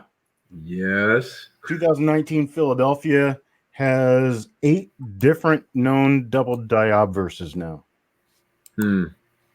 Somebody has about 8 or 10 more that can't find anywhere to send them for attribution. Just saying. I've got a lot of stuff that I'm working on. A lot. Yeah, 2019 is a pretty good year so far. I think there's still a lot of stuff out there yet to be discovered. There's one that's relatively strong on the date, and there's also one that's really strong in Liberty. And most of what you're going to see is if you can get a good picture of what the normal design looks like, you will see that these are stretched wide in one direction or the other. And that's basically the pickup you're going to be looking for, is that the letters are stretched side to side or top to bottom more than they should be. I actually have a 1DO001 sitting right here. I can share a picture of, if I can share my screen once I get focus here. Anyone that watches this show here knows that I'm a big fan of the Shield scents. They've been really, really good to me. I found a lot of really good stuff. There's a lot of good stuff to look for that I believe are so underrated. Okay, so I have a screen that I am trying to share here.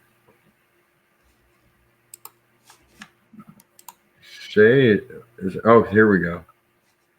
So this is 1DO001. Nice spread on the date. You sure there's not two? I'm not sure. Is it? No, let's see. Let's see Liberty. That's your doubling right there. Date well, there's definitely doubling in the date as well.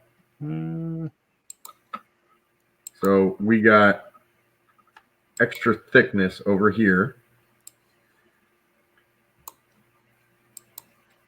Almost a notch here, but there's a notch at the bottom of the one. Extra thickness up here, top right of the two, bottom left of the two. You got your pointed centers in the zero.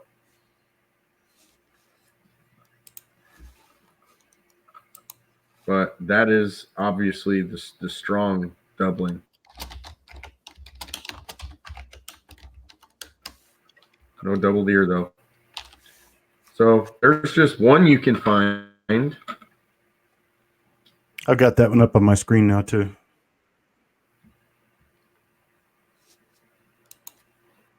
There we go.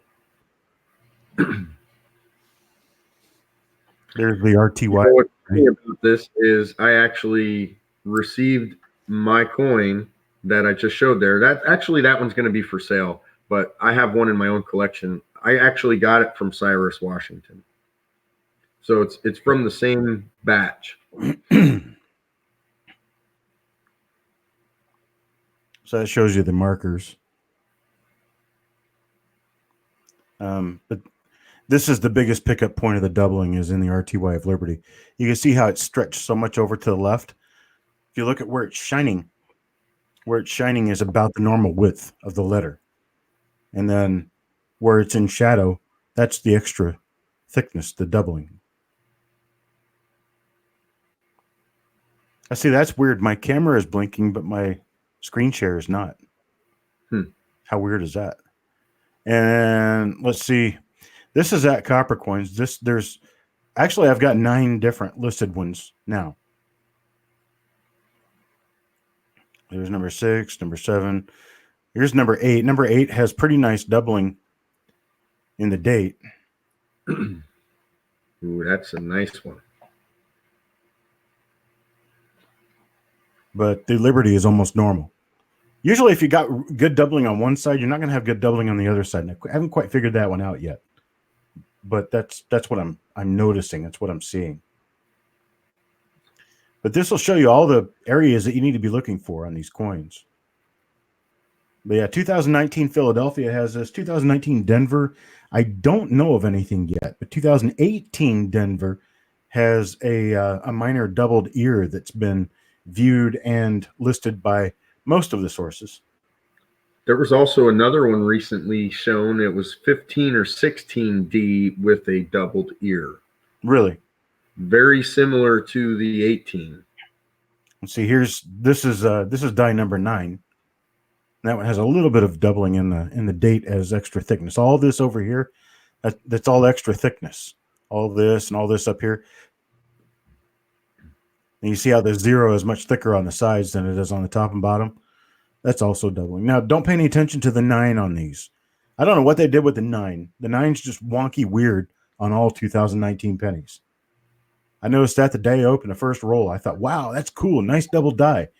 Then I noticed the whole roll was like that. Like, yeah, not so nice. What I love about these is these are kind of minor. Can you go back to that picture, Chuck? The one you were just at there? Sure. These are kind of minor, but I can see them with the naked eye because of what I call, I've talked about it before, I call it the halo effect. You can see it right at the top left of the 2, the bottom left corner of the 2, bottom left corner of the O, bottom left corner of the 1. So basically all the places where it's lighter here. Exactly. Over here. That is visible on a lot of these shield scent double dies. And I can see that with my naked eye, and that tells me, hey, put this one under the scope. Now, on a well-circulated example, you're not going to see that. But this picture really highlights that I don't even know what else to call it, but I call it the halo effect.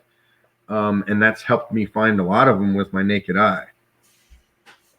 And Chuck, just a question for you. Yeah.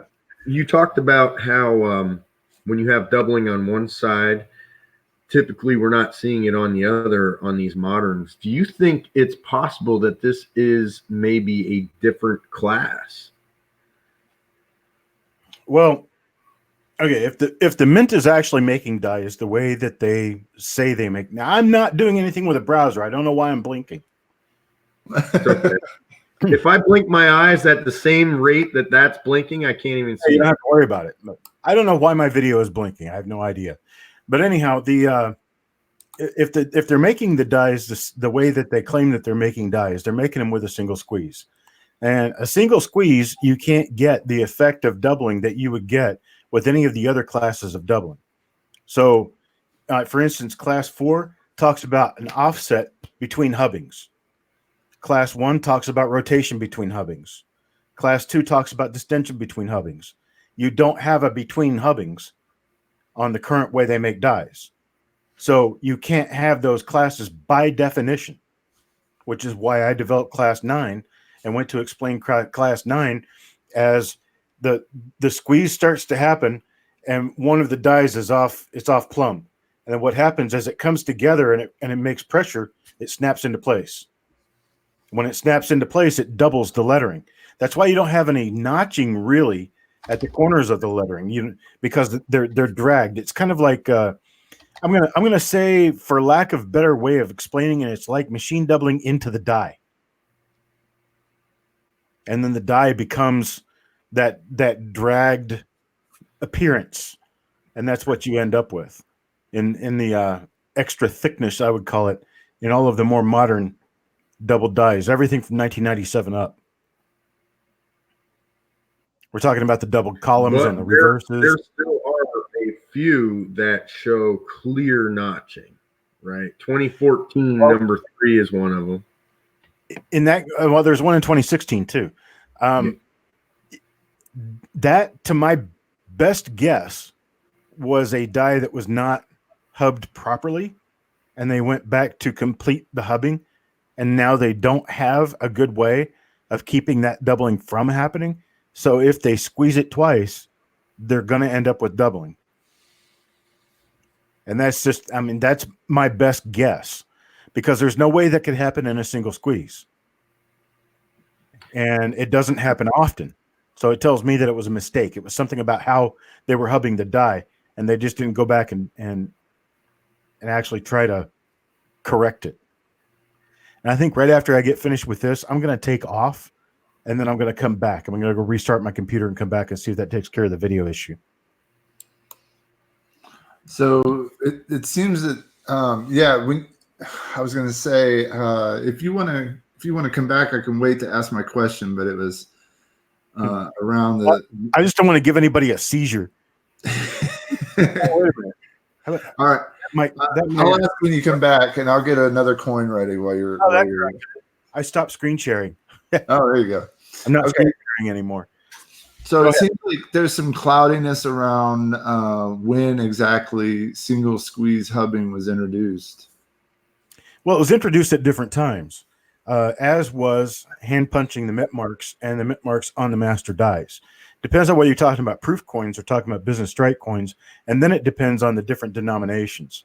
I'm not specific on knowledge as far as the dates are concerned with other series, but I know with Lincoln Cents on the. Now, see, I'm blinking again. Paula, it's your fault. She's muted. Sorry. Yeah, I'm blinking my eyes so I can't see you. yeah, that's right. On Lincoln Cents, I can answer to this much. They stopped punching hand punching mint marks into the dies in 1985 for the proofs, and then in 1990 for the business strikes, and then the single squeeze hubbing started at the beginning of 1997. Because there are no known double dies like the 95 double die with the really strong doubling in Liberty and in God. There are no known double dies like that from 1997 forward. They were experimenting as of 86, right? Well, 85 is when I understand they started doing it with the proof dies. They started including the S mint mark in the master die for 1986. It was basically engraved directly into the master die. And so every hub and die it transferred to, there was no hand punching of the mint marks into the dies, so you couldn't have a repunch mint mark anymore. So for proof Lincoln Cents, there's no such thing as a repunch mint mark from 1985 forward. Yeah. And then for the business strike, there's no such thing as a repunch mint mark from 1990 forward. Now, I was talking about the single squeeze. I don't know about experimenting prior to 1997, but I know in 1997 the Denver Die Shop opened, and in 1997 they started doing single squeeze. So I think that might have been the first place they started messing with it, is doing it in the Denver Die Shop. But didn't the 95 double die have some sort of influence on them wanting to change that system? I'm not exactly. I think that in part they wanted to change it to save money. Mm-hmm. Part of the deal was that they were making the dies with much less relief, much less thickness in the design. They went down to, I don't know, 2/1000ths or something like that in the thickness of the design, and there was just no need to do multiple hubbing anymore. And the single squeeze hubbing takes a lot less time, and so it's just a matter of saving hours of effort, because they are making more coins than they ever had before. Even though we don't really make that many $half and don't make that many dollars or anything like that anymore, you're still making 15 to 20 billion pennies per year.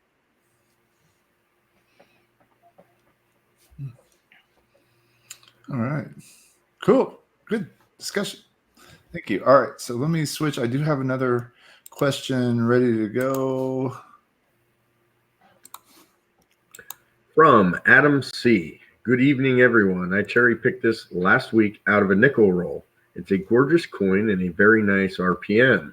My question for this one is, what's the best way to get values for NGC Variety Plus coins? eBay. This one should get a nice high grade.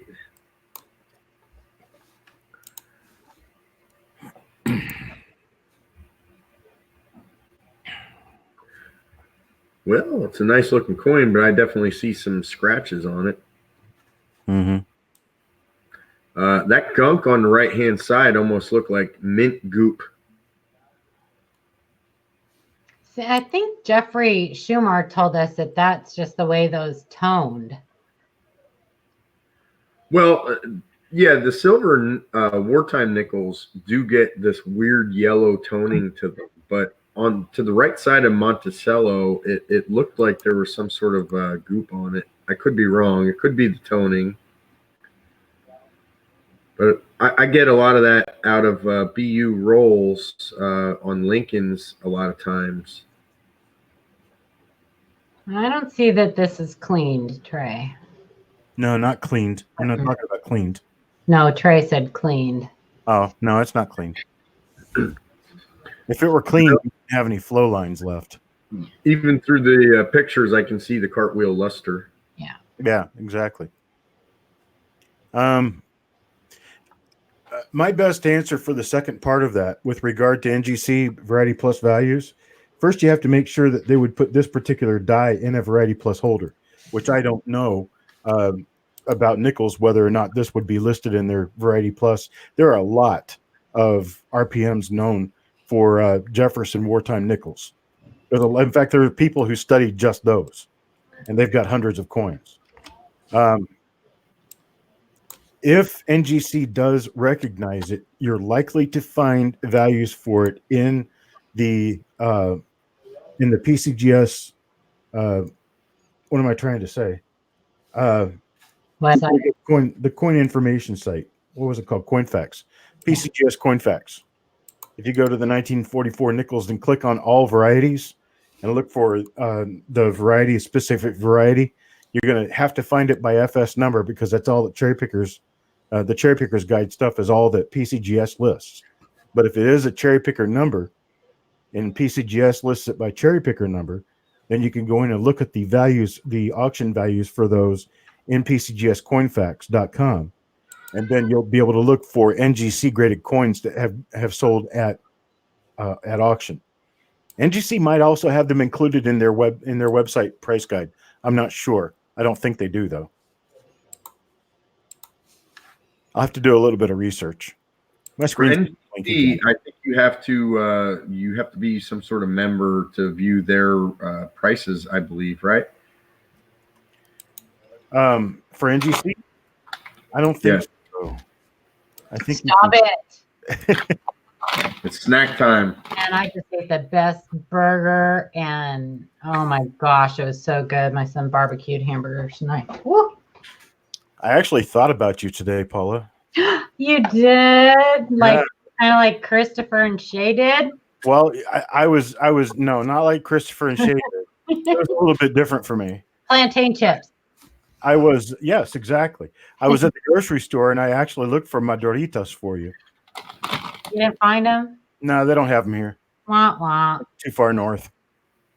Adriana Adriana threw a shoulder roast, a pork shoulder roast into the slow cooker and cooked it like 9 hours.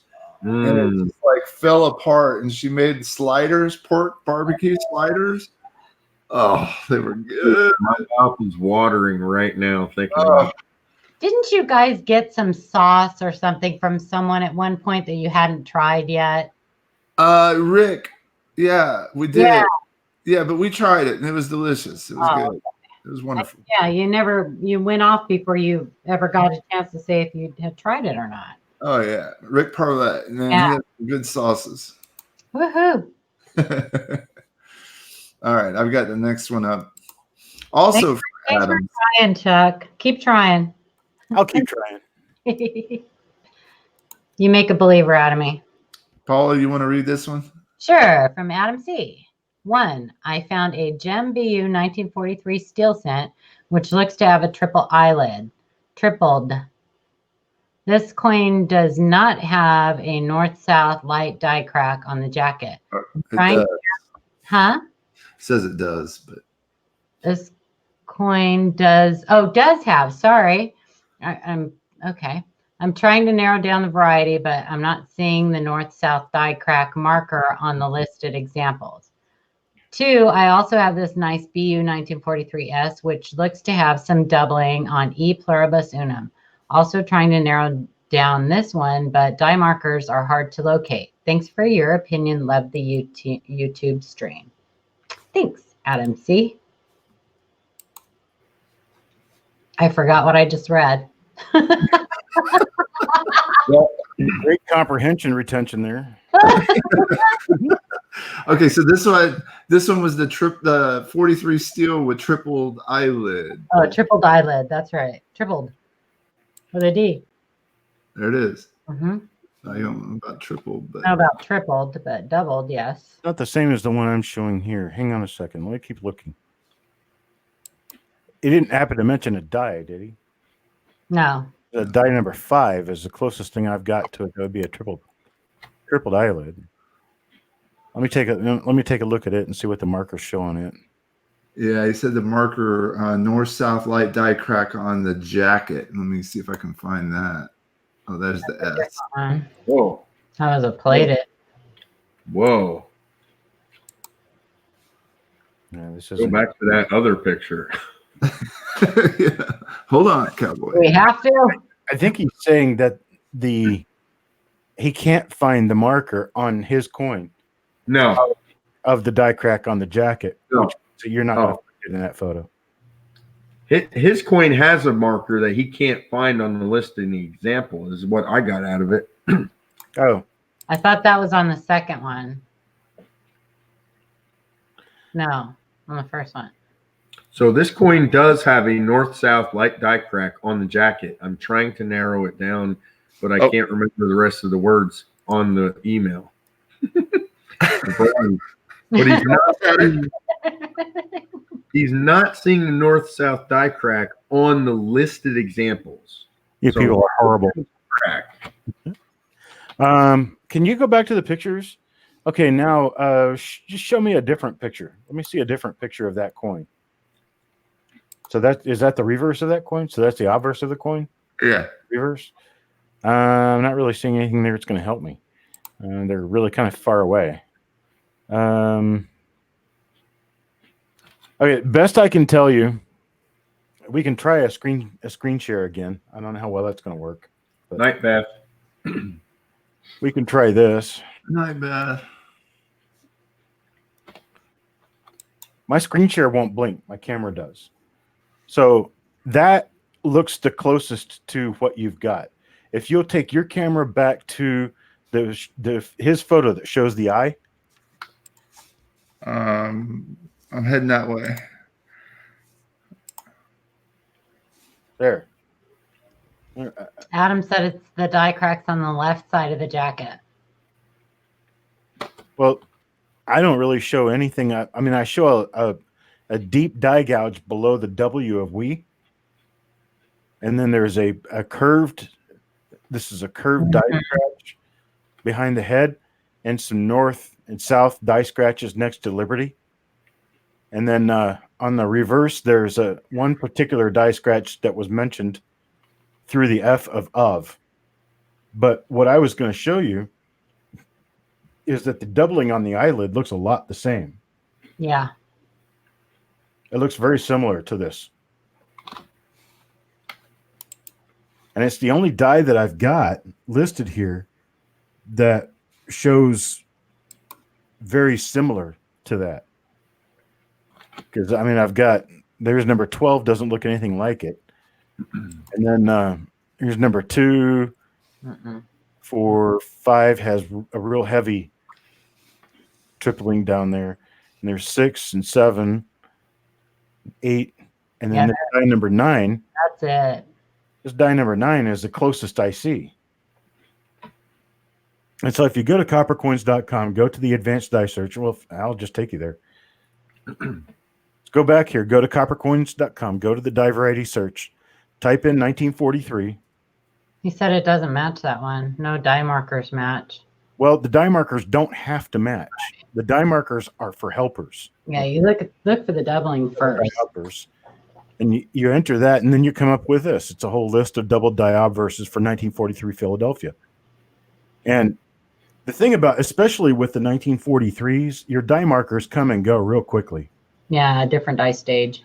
You get a stage every 10,000 coins. Yeah. So it's likely that you will end up with a coin that has the same attributes, meaning the same doubling, but your markers will be very different, especially if the coin's worn or if it's been replated or if there's any other issues with the coin. If it's struck through or anything like that, you could be missing certain parts. And so I think it's die number 9. Can I see that picture large again, Shay? The one you have up on your screen? Yeah. I don't see anything below the eyelid. DDO 16 on Variety Vista is similar, except for the fact that the bottom eyelid doesn't seem to show any doubling. The top eyelid doubling looks almost exactly the same. Does that have a cross reference? Let's see here. for copper coins, because it could be the same. If it's not cross-referenced, it could be. It does not. It Yeah, does not. He has a number of them listed that I don't. Yeah, but he also has a number of them that are not cross-referenced. Right. Yeah. Yeah, but this one, like you said, Chris, this one doesn't have the doubling of the lower. No. Right. Right. So it's just not the same one. It can't be. Because you're not going to have the doubling on the lower eyelid completely wear off without wearing off the doubling on the upper eyelid too. And also the bridge of the nose on Kaneka's web on Variety Vista has that reduction lathe doubling on it, and his coin doesn't have that. So the way the design ended up in the die is completely different on these two. So I'd have to say no to this one. So let's see the second part of that question, just for making sure that A 43S. That was the other coin he sent. nice Pluribus unum. pluribus unum. Trying to narrow it down, but die markers are hard to locate. Okay. I think if I saw that coin correct, even though it was only up there for a second, it looked like a plated coin. Yeah. Not sure about that. Really? Some of the early die state coins, if you get bad imaging, you'll see a lot of die scratches on those things. Yeah, this one doesn't look plated. But I don't see any doubling any pluribus unum either. Still don't see anything. So that glare and stuff on that obverse picture is just just glare. It's not. Yeah, it's probably just glare because a lot of the earlier die state 1943 dies actually look almost proof-like. Well, I was just looking up on the rim. That's like what caught my eye. Just all that.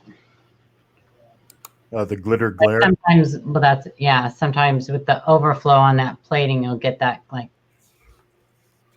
that look. I think it's just the angle of the photo. It could be plating, but I think it just looks like the angle of the photo, the lighting in the photo. Cajun. Well, hey Cajun, how you doing, buddy? I kind of have to lean toward normal coin on this one, with the caveat that it could possibly be plated. It just doesn't. It doesn't give me the sign of plated. Generally, little die scratches like that, like you can see on this coin, Won't show on plating. They're going to be buried in plating. And I didn't see any evidence on the reverse, no, but. And the reverse, I can see some areas where any pluribus unum, it seems to be a little shallow. And when you have shallow devices, you're going to end up with thicker devices because all of your devices are trapezoidal. And as you cut off part of that trapezoid, you're making it thicker. You're making the top base thicker and thicker. And I think that's what you're seeing on this. It's just a slightly lighter strike because you can see that the O in one is it's a little weak on the top. And where it's a little thick, or a little weak, it also looks a little thicker.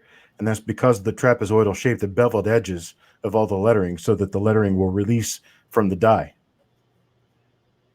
I always look at the little dots, too. And they're very round. Yeah. That too, for sure. The little dots. I've attached pictures of a 1969 D quarter. Do you have any links that cover the various reverse design varieties for the Washington quarter series? Also, can you help me in identifying the reverse design variety of a 1969 D quarter I have uploaded? I don't know much about them, but I can tell you that what I do know, all of the reverse design varieties that we would be talking about would be from 1956 to 1965. Yeah, I'm not sure if he's clear on what a design variety is, or if he's just talking about maybe like a regular, like a bright, just like a DDR. I don't know when Mantic gets done doing whatever he's doing, he can. Because what you're referring to is like the ones that were struck with the proof. Yeah, transitional designs. Yeah. Mm-hmm. Or using proof designs on business grade dies. So here's a good website. We've been bringing this one up a lot today, but Variety Vista actually has pages that list all reverse design varieties for most of the series, including the Washington quarters. I can't share anything the right way, so I always just go to Google and type in. I'm gonna put it in the chat. Okay. Where do you find this? Let me put it in private chat, and if somebody can copy it and paste it somehow. But they list all reverse design varieties starting at 1932 with RDV001. Okay. That goes all the way through 64. But there are some anomalies. RDV002, which is 37 through 64. RDV003, which is possible on 3 different years. So there's definitely some stuff to look for out there. Were you able to share that, Paul? I do see what I posted it. I do see what he's talking about. Yeah, if you go to the actual, like, go to Washington quarters, you just click on, what was it I clicked on? I just clicked on Washington quarters, die variety or whatever. And I clicked on Washington quarter double dies, 1932 to 1944. If you just click on that, up at the top, it says Variety Vista home, and then design varieties. And you just click on that. It's got the obverse and the reverse design varieties that you can look.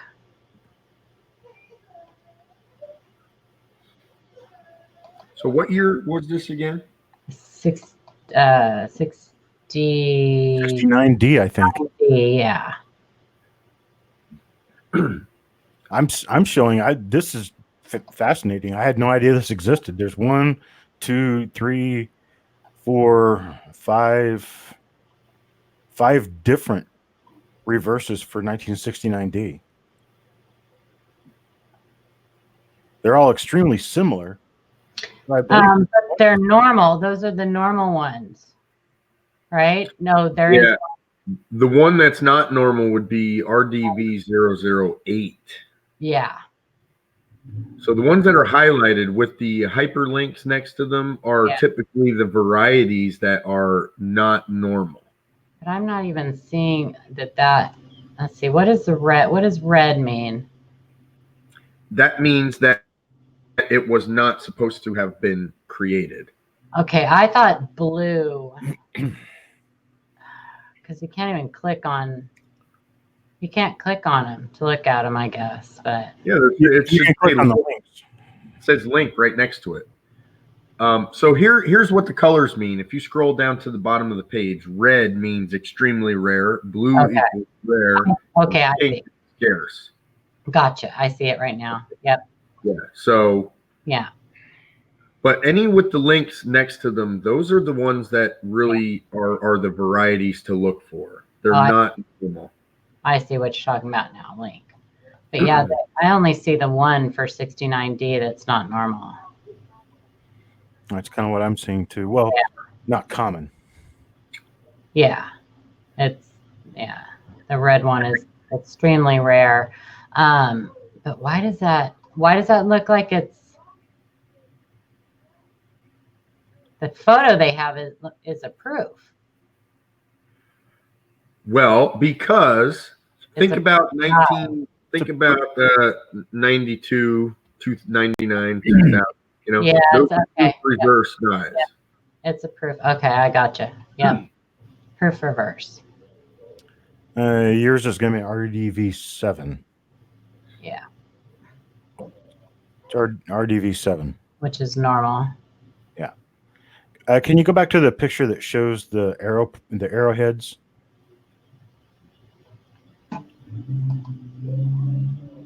I love this. I love it when we get things like this that like we all look up and That's not a 7 either. Darn it. Well, that tip of that thing is. I'm still looking. Hang on. Well, what's going to throw us off here is the pictures that they're showing for 7 are of the actual proof The die. actual variety. This coin here is such a late stage, well circulated. It's really going to be hard. Yeah. I totally understand that. I'm looking at other things, other details. Yeah. What I would concentrate on would be the RDV008. I would try to eliminate that one because that's the good one. Yeah, I've already eliminated that. Well, it's definitely not number 8. Well, then we're basically looking at one of the normal reverses for that year. Yeah, because he was wanting help figuring out which one it is. Yeah, it's not the 8.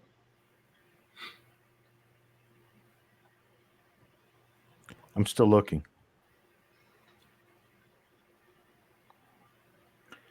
I go back to the book and look for the one that's the most common.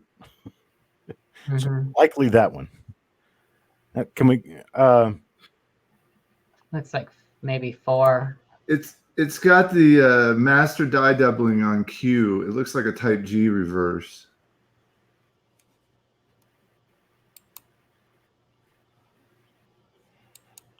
Who? Yeah, we're not showing. From the Cherry Pickers Guide, it talks about Type G reverse with the tip is rounded and ends just under the top arrow.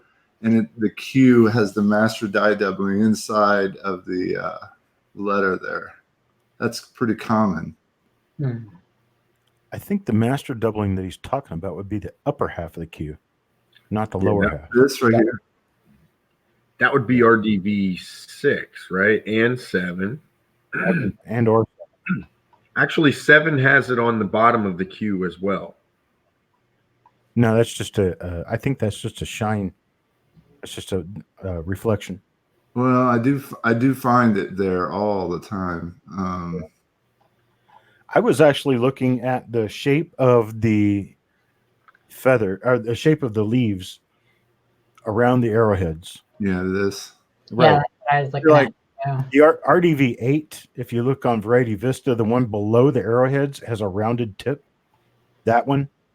Whereas on his coin, it's a pointed tip. Yep. So it's not number 8.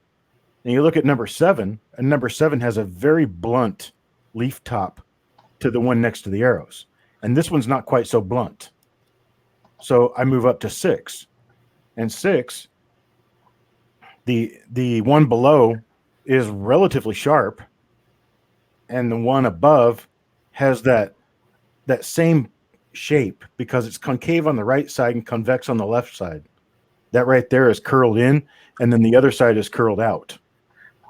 I was looking at 4. Well, 4 isn't listed as a possibility, is it? Oh, yeah, it is. Yes. Okay. That's probably it. Yeah. Yeah, I'm thinking 4. Yeah, number 4. I just never made it up that high. Can we see the bottom of the feathers of the tail feathers? Let's see how the leaves are connected down there. Okay, it's connected on the left. Of course, we don't have pictures of any of the rest of them. So Yeah. that'd be really hard. We need better pictures. Let's write to James, tell him we need better pictures. Mm-hmm. Need more photos now. Can we? Are we able to see the R on this coin? Which are?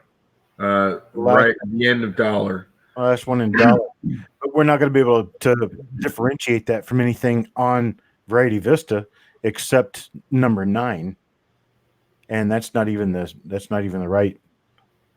I'll be right back. I'm going to grab some more coffee. Well, the bottom right leg of that R on number 4 has like a split to it, almost like a notch. I don't know. Are you not seeing that? I see it, but I don't know that really makes a difference. I mean, it's hard to tell if that might have been something that was struck into the coin, or a really small strike through. So, you never know. With little things like that, what I'm looking at is on number 4, the leaf at the top of the A is detached completely. And on his, it appears to be attached. Yeah. But then you don't really have images of others, but I draw your attention to number 9. If you go down to number 9, I know that's the wrong era, and it's not going to be that reverse, but you can see that leaf almost touches the A, very similar to his coin. Mm-hmm. I wonder if that's a little die crack. I wish you could blow these pictures up on Variety Vista.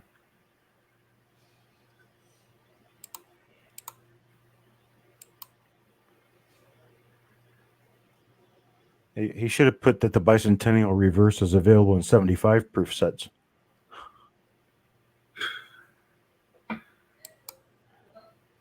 Well, because they were. Yeah, I know.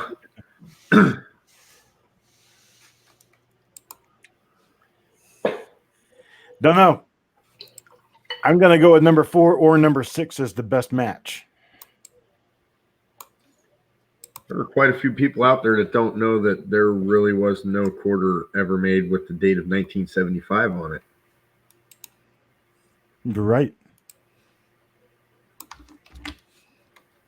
That's one of the things you tell a rookie to go look for. Yeah.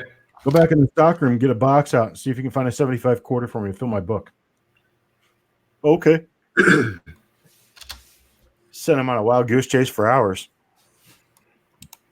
So Levels of Madness says that RDV004 is very scarce. I'm just curious to know where that information came from, because I would like to know more about it.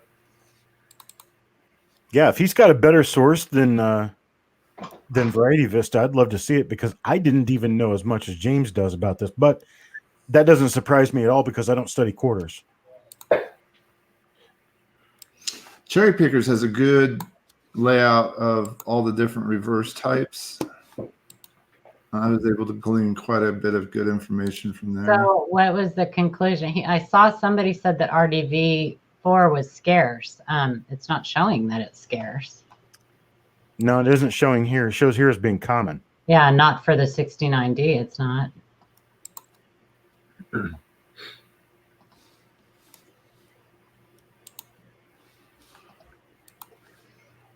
All right, let's. That was fun. Yeah. I'm almost led to believe that the RDV4 is the normal business strike reverse, Yeah. whereas the 5, 6, 7 or the 8 would all be proof reverses used on a business strike. Yeah. Well, let's analyze that. I mean, think about it. It's in chronological order. Correct. So that would be the logical conclusion that would be the first design used for the reverse of that year. Yeah. And then when you go down to RDV005, that's showing an actual proof. Now, it doesn't necessarily mean that that's the first reverse used for that year. All it means is that that's the first one. That's the first one that he knows of that was used for that year in the order that he listed them. Right. But if we look at 5, 6, 7, and 8, they are all proof reverse. Yeah, that's what I was saying. Yeah. He said Google Heartland Coin Club presentation by Mr. Gallego. That would be Gallego. That would be Gallego. Belle. Viva. Gallego. Gallego.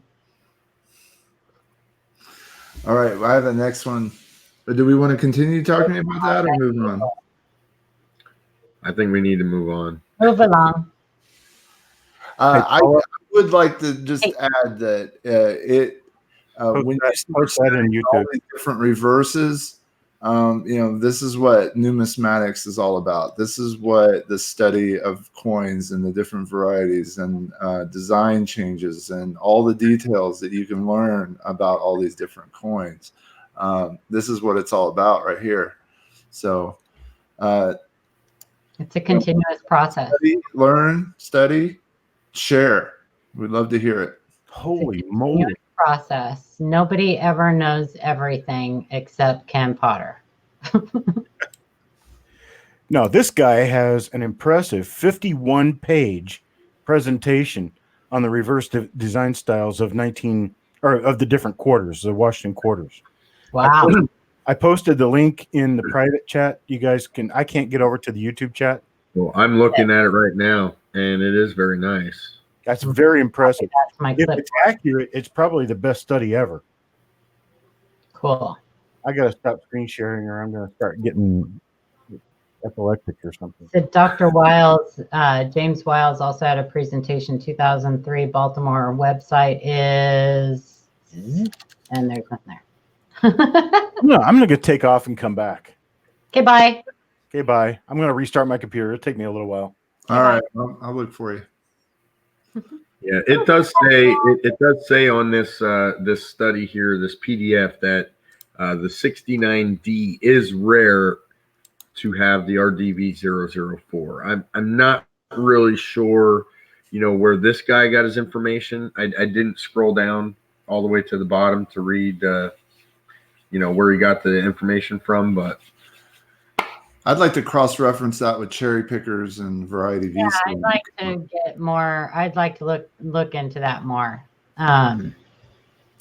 Yeah, because I'm sure that James Wiles would be interested to know, and be interested to, if it's accurate, add it in there.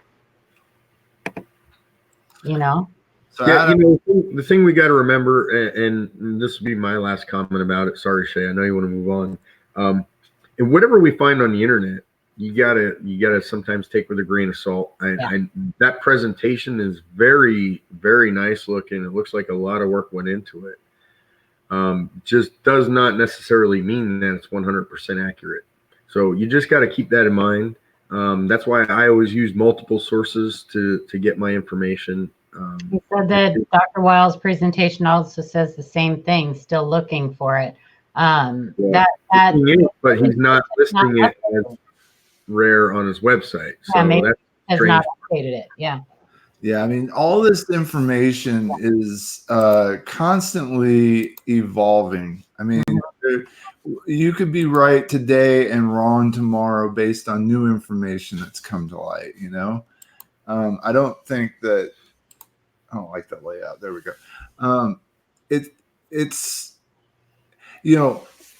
the hobby takes you into a deep dive of information and knowledge gaining, and you plateau and come across more information, new information, and then you start putting two and two together and discover that somebody made a mistake somewhere. And then you start deriving new conclusions based on the information, and somebody after you will find some more information and say, well, you were pretty much accurate on that, but this thing over here was not quite. Now we know that information is right. And I know this sounds all confusing, but you hit new levels of understanding the hobby every day you study it. You're not studying it, you're not learning anything new. You study it every day, and you're going to find each person out there that has sites. You're going to find problems with what they're saying. You're going to find a lot of good information. I'm not saying they're bad. I've done it too. I do a big study on something and I draw some conclusions, and maybe one or two of them weren't right.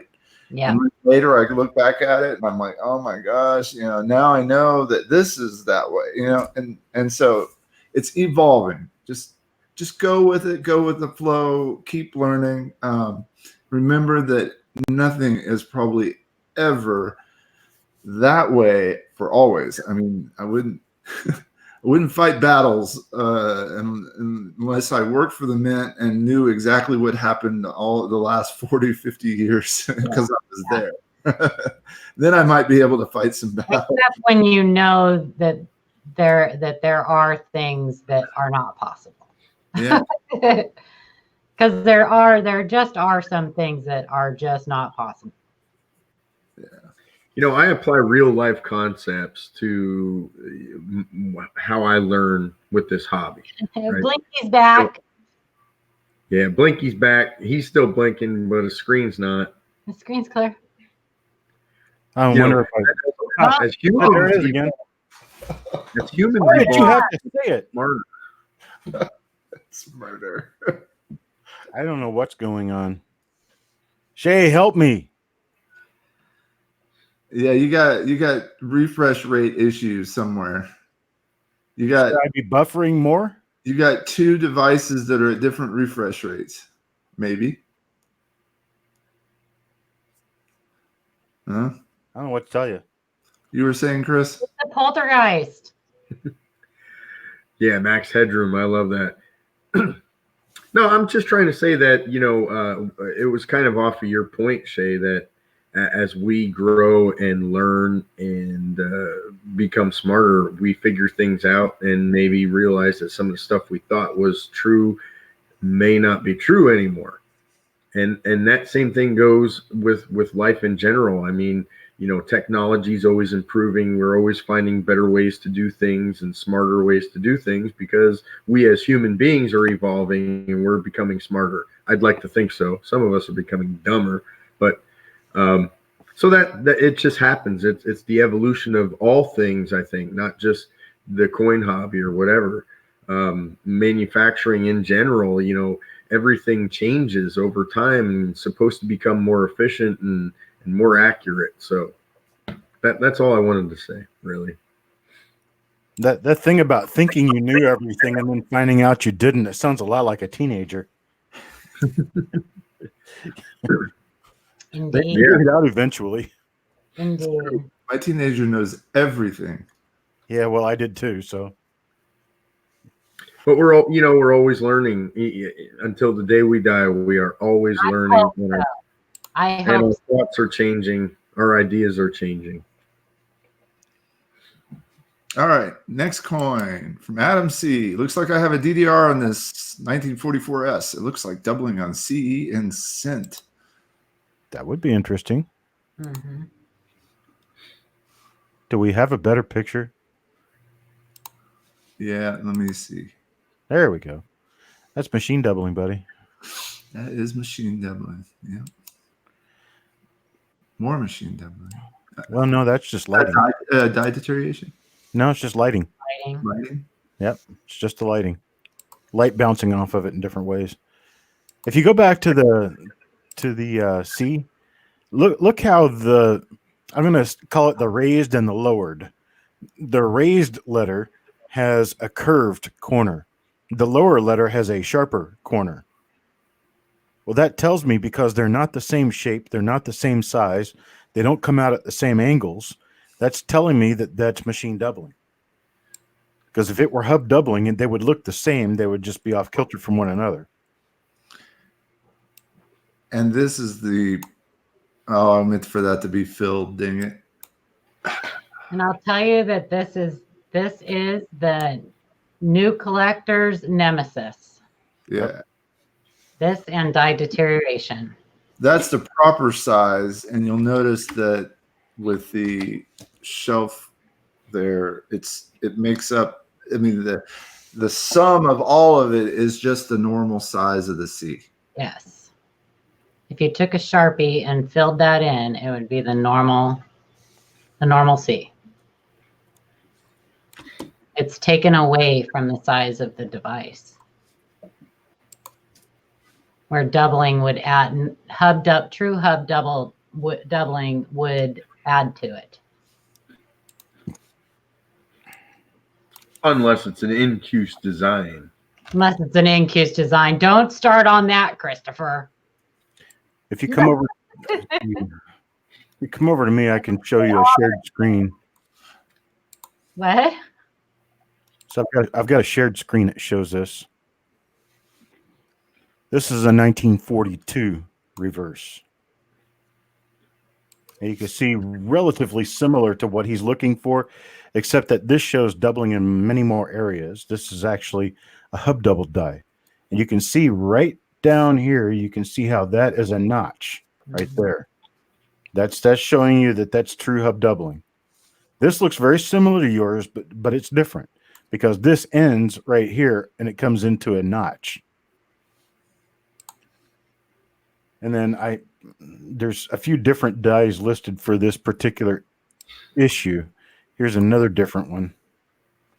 This one shows doubling up on the corners of all the letters in United States of America. And if you go up to the word sent, you can see that it's doubled to the northwest, I mean. But it's very distinctly rounded doubling. It's not a piece of the letters that already existed there. They're different.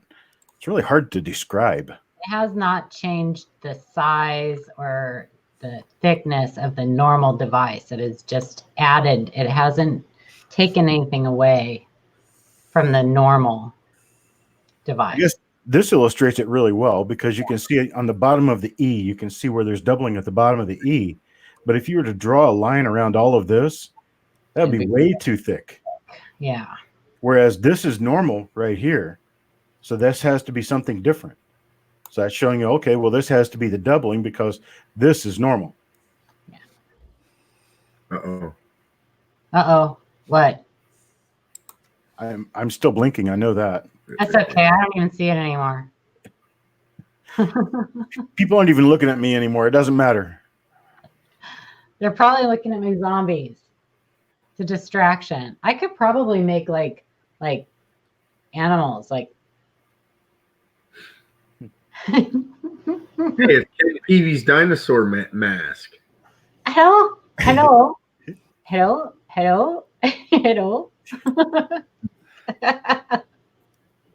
Wonder if I got back there and did that, what it would look like. Hey, Crystal. Joining the zombie horde. What? What? Let me grab the next one. Give me. All right, Trey showing off.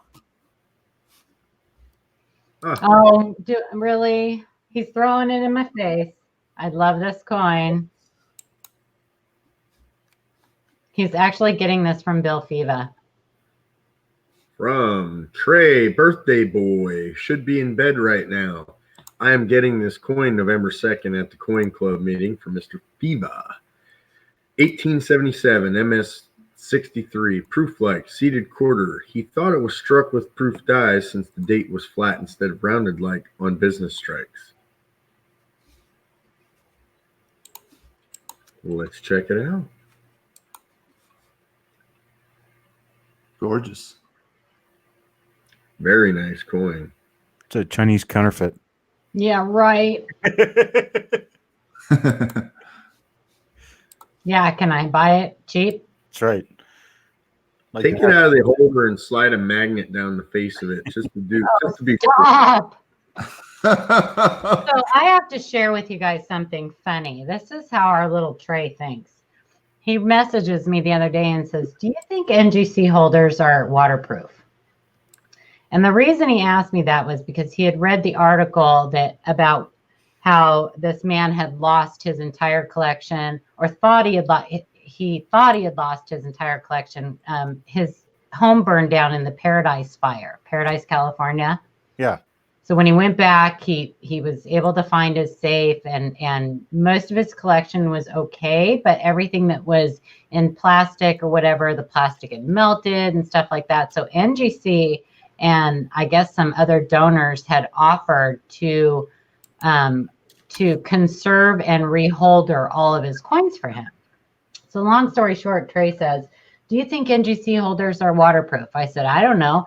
"Why?" And he said, "Well, because I think I'm going to take one of the ones that I have where the coin's, not worth much and test it and see if it's waterproof." And I said, "Why don't you just call NGC?"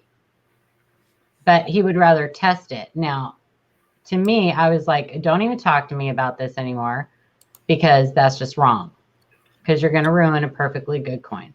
So what does he want to do? Store his coins in water? He wants to put it in water and see if it's waterproof. But what's the reason for that? So if there's ever a fire, they don't know. Because he's 14. No, I say submerge it, baby. Does there have to be a reason? I say find a young coin collector who doesn't have any slab coins and give it to him. If you're gonna do that. You know what? Freeze that sucker in a block of ice, man. Oh, Christopher, you guys are such boys. God, light it on fire. Put a firecracker under it. Throw it in the oven. Hey, put it in the microwave. That can be fun. Yo, that's one way to break it out of a slab. I never thought of that. Hey, I've been a tester my entire life, and the way you do it is put it to the test, man. But I can tell you this. Once you do, it does not determine that all slabs are either waterproof or not waterproof. Just that particular slab. Scientific method. So you'll learn a lot about that one slab, but that not necessarily transferring to the rest of them. How many young kids out there would die for a slabbed coin, even if it's worth 50 cents? That's my thinking. That's just the mom and grandma in me. Yeah. So what I got out of that, Paula, is you're willing to donate your entire collection. No. No, But I'm also not going to be throwing any of my slabs in water anytime soon. Yeah. She donate her collection before she dunk it in water. Yeah. She donate the collection before she dunks it in water. Yeah, I actually would. I would donate my collection before I would dunk them in water. I mean, if you. But actually, though, getting back to that, wasn't that very? I thought that was. If you haven't read the story about the man who lost his coin collection in the Paradise Fire and NGC conserving, and they saved every single one of his coins and reslabbed them and everything. And if you haven't seen that story, Google it, look it up. It's a fantastic story. It really is. I want to go back to why he's trying to put these coins underwater. Ask him. I don't know. You're 14 or 15, right? And you're plaguing yourself with all of these minor details in life. You're going to drive yourself crazy, man. I know. I think it just, the fact that he went through the fire and then, probably had water damage and whether, I don't know. It just got him thinking water, fire, water. You can't worry about everything like that in life, man. You're going to have a stroke at an early age, okay? He's way more normal than I was at 14. At 14, I was wondering what a fire. Wouldn't be that early if she's a year older than me. Yo, Shay, at 14, I was playing with M80s too, man. That's normal. Yeah. Wondering if your slab coin is waterproof is not. Well, a girl did tell me it was cute today, so maybe that'll go right out of his mind. No, that's when I started packing my coins up. I told you earlier. I put them in the attic, man. All right, let's get some reference to smelling them. It was a beautiful coin tray. Thank you for sharing it with us. It's gorgeous. If you can get it, because that is gorgeous. He's already got it. Oh, okay. And now that you have the second one, keep it. Send it in. I'm sure he'll send it in, and then he'll dunk it in water. No, dunk that coin in water, and then that's a true test right there. Yeah. Sure, you pray first. If you're gonna take a risk, why not make it big? Yeah, go big or go home. Well, that's absolutely beautiful 1929 wood grain penny. Ooh la la, in a BU roll. Looks like it's a pretty high grade. Hard to see a wood grain on BU coin. I have one though. We got a few of them. Oh shoot! Did you delete it? No, it's crashing my stuff. I got one of the images is corrupt. Hold on, let me. Oh well, I was gonna say I'll pull it up, but I ain't pulling up no corrupt images. What does that mean, Shay? How about we speak about M80s real quick? Gosh, fire. When I was a little kid, I would take I had these big plastic race cars. They were like NASCAR cars back when they were big, huge boats. And I'd give them to my dad and say, Dad, blow these up, blow these up. So he'd put M80s in them and he'd blow them up. I would cry for about 5 minutes. And then I'd go back in the house and grab another one. Over and over again. It was really cool watching those cars blow up. And then I realized, hey, I can't play with that car Can't anymore. play with them anymore. Oh my God. You haven't changed a bit. No. So I love blowing stuff up. Yeah, you cry afterwards. I do. Usually because shrapnel hits me in the face. In your eye. Oh, so that's what really happened. There used to be this old metal car wash across from my house. It was one of those metal dome buildings, and it was converted into a car wash. And my dad was kind of wild. Our family was wild. So he would put M80s on the ends of his arrows and shoot them down into this car wash, and they would blow up, and the whole town would just echo. It was so awesome. Oh, that is awesome. Oh, hey, Trey, are slabs blast proof? I Hmm. told him, I said, see if they're microwavable. Ooh, nice. Microwave safe. This slab might be, but the coin inside's not. No. So we would take little tidbit. Roman and Texas rockets and all sorts of other rockets, and we would all meet at the golf course.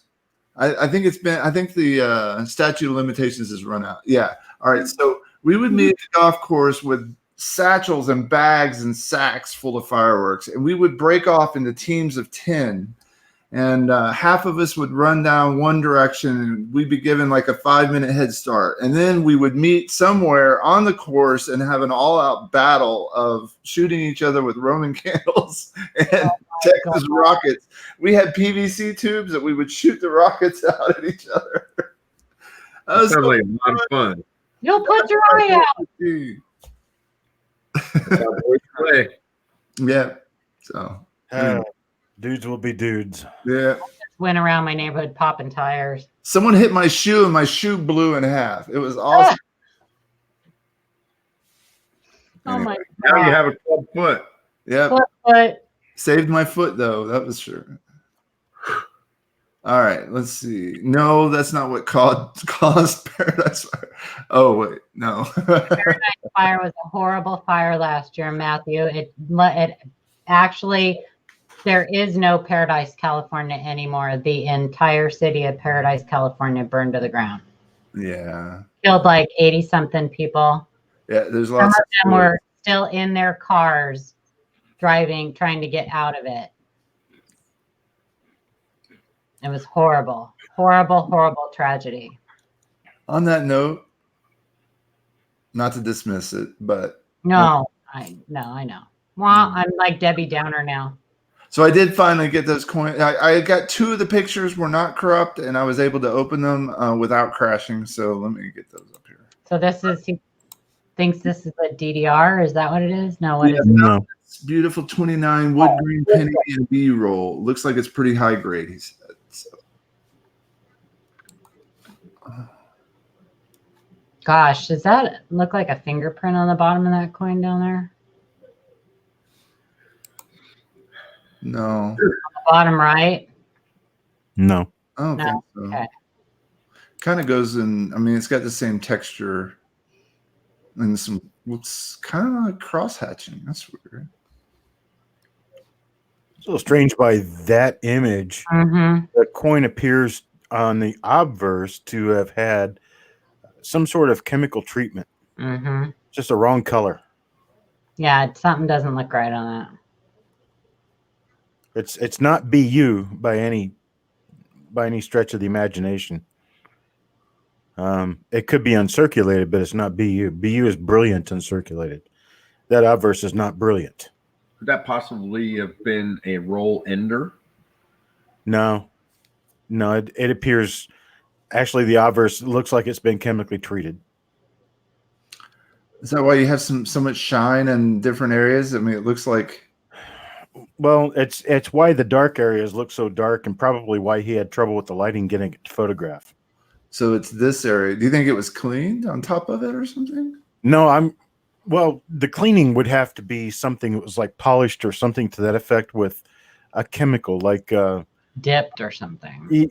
no, not really. I'm actually kind of thinking more toward is like lacquer or something like that. The reverse looks normal. The obverse looks odd. Looks really off. Yeah, it does look weird. But it's if you found that in a BU roll of 1929s, first of all, a BU roll of 1929s would be a highly rare puppy. Secondly, if you found that in a BU roll and it was the nicest coin in the roll, you got a real problem with the rest of them. Just looks like whatever it was, like settled in certain areas. Yeah, well, it's the color shift, the color difference between the darker fields and the lighter field, like around the motto Mm-hmm. and around the one of the date. One of the date, yeah. You just don't get blotchiness like that on wood grain. You don't get blotchiness like that on natural toning. You also have a very hard line in the field behind the shoulder. Mm-hmm. And it could be a computer adjustment. That may be something where they tried to, I don't know, change the way it looked or something. I don't know. But he says two other photos were better. Okay. Well, Maybe you could try. Photo shows me something that looks really weird. Yeah, maybe you could mint uncirculated roll, he says. Maybe you could try taking new pictures and sending them again. Well, you could, except it's 10 o'clock Central Time. Oh, yeah. Full hour past the photo submission hour. Does that count on resubmits? The resubmissions cost you more money. Oh. You still get the same answer. Yeah, that's just hard to say anything about. All right, next coin. Bingo, Brian. You read that. Me? Somebody, Chuck, read that. 1963 quarter Washington quarter double die, and it's doubled die.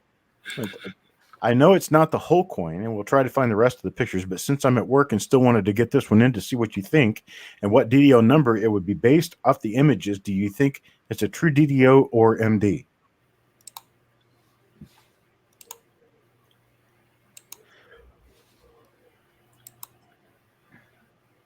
Yeah, that looks good to me. I believe that's a double die. Mm-hmm. It is a double die. No What question year? about it. I don't know what year. It appears to be like a 63. Yeah.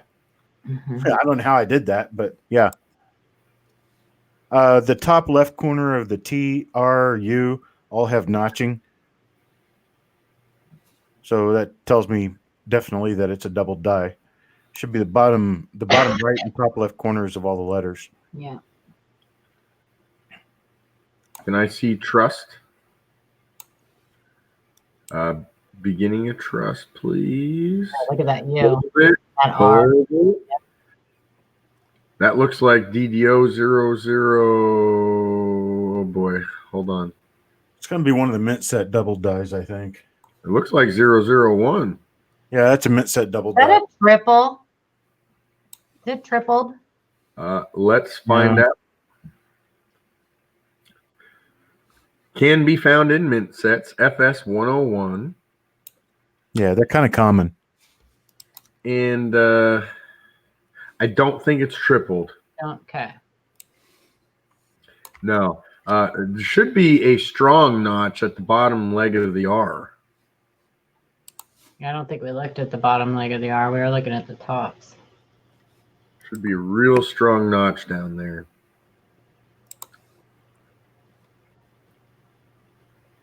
Yeah. Yeah. Yep, sir. That's Yeah, I mean, it's a nice double die. There's a bunch of different stages listed. We got up to stage E listed on Variety Vista. that's a good one. It's a keeper. Yeah, it's very nice. And good eye. Yeah. Nice doubled die. Double bingo.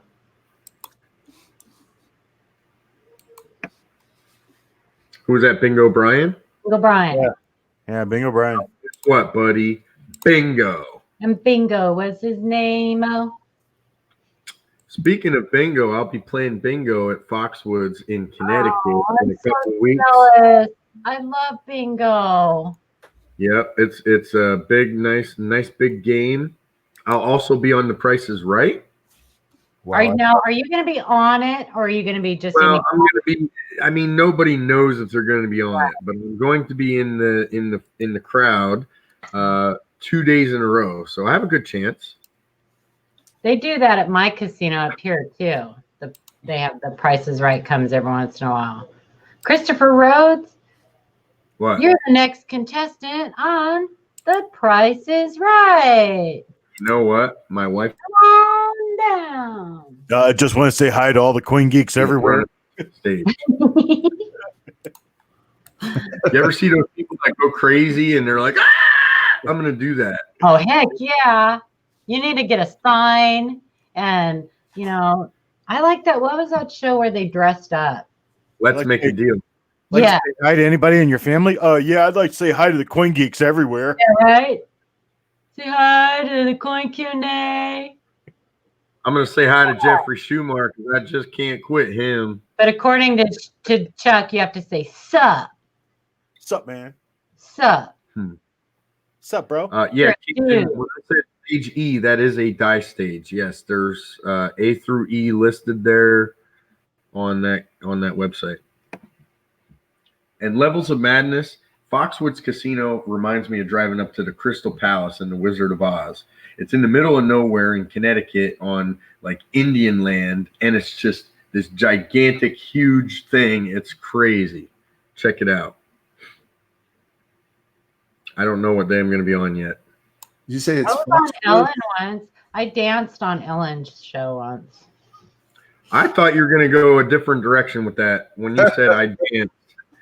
Well, I can't talk about that. I figured you for a Jerry Springer girl. There's still a restraining order. What were you going to ask me, Shay? You said Foxwoods Yeah. in Connecticut. Foxwoods is a huge casino owned by the Mashantucket Pequot Indians in Connecticut.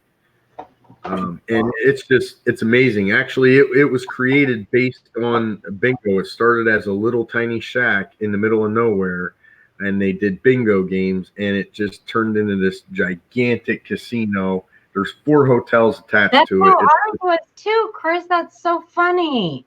Ours started as a little bingo parlor, and now it's a huge Indian casino. What are you doing over there, Max Headroom? All right, we only have like a couple more coins that came in before 9. Let's get through them. Before 9, it's 11 o'clock. I meant, it was. Shay's in a different time zone. Let's keep going. Yeah. All right. So Agent Lumpy says severe die deterioration or machine doubled. The split of the 6s and 9s tail makes wonder what it is and if any value to it. Okay, I had a little trouble with reading that, but You did great. Those aren't actually splits in the tails. That's lighting. that's lighting. Okay, that was Straight up. to get out. 2 directions of lighting. We'll do that to you every time. Go down to 1 light bulb in the room only, and no windows exposed. I have Can we go back one picture? Shay, go back 1 picture, please. Look at the bottom left of the Y. This lighting will give you such it looks like serious notching, but it's not. It's the lighting angle and it's the shape of the letter giving that look. And I've seen so many pictures, I can tell immediately when a photo was taken with more than 1 light source. You've got one in this particular image. You've got one coming from the top left and from the bottom right. I can tell because the top of the B is lit and the bottom of the B is lit. You can't do that with 1 light.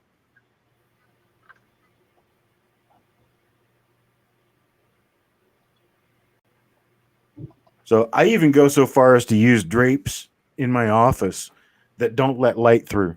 And I completely close out the window altogether. When I'm searching through coins or when I'm using my microscope or anything, I shut off all the lamps in the room. I shut off every light in the room. I don't have a TV on or anything like that. I don't want any light getting in there trying to confuse me.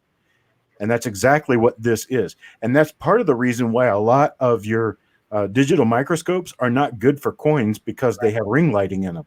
And they light the coin from different directions at the same time. And they will give you a false reading of a double die just about every time. And that's what this is.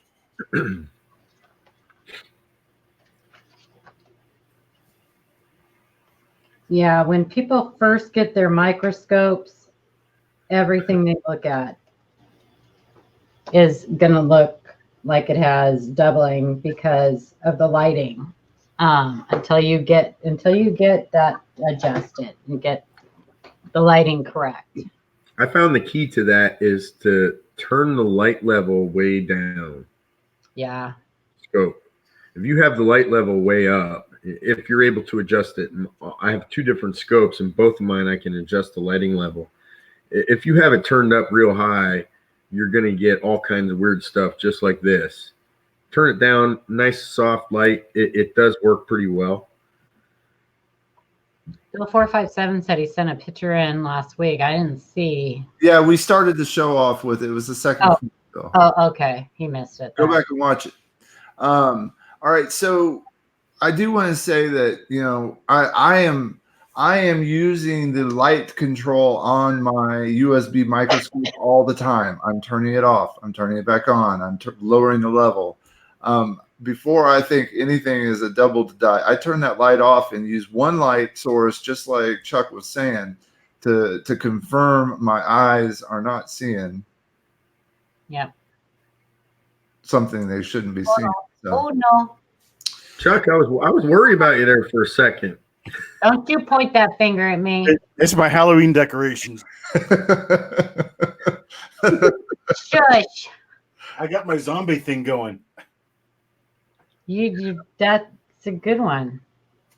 Walking Dead season, episode 3. Doesn't always make for good YouTube, but it certainly does help you confirm whether you got. You have zombies behind me, Bill. So who else watches Walking Dead, huh? Oh, Me. Any of y'all out there? Me. Yeah. Hey, I was sworn to secrecy last year. Chuck. I always recorded it, and I always watched it like right when it was on. I'm enjoying. Chuck, I'm disappointed. I'm enjoying the season. It's taken some weird twists, but It is, but it's enjoyable. Now, Shay, I have to get. I have to lose Michonne this season. You know that, right? yeah, What's that? She talked about it herself. I am living in the moment. I know. Just enjoying the show. I know. The guy with the club Ask you that. hand with the ball, the spike Yeah. ball. Right. Awesome. Yes. Eric. He's got all kinds of attachments. Yeah. So Shay, let me ask you this: did you read the comic book series? You did not. No. Okay, good. It's so weird that you're like, it's like The Ring, that movie, The Ring.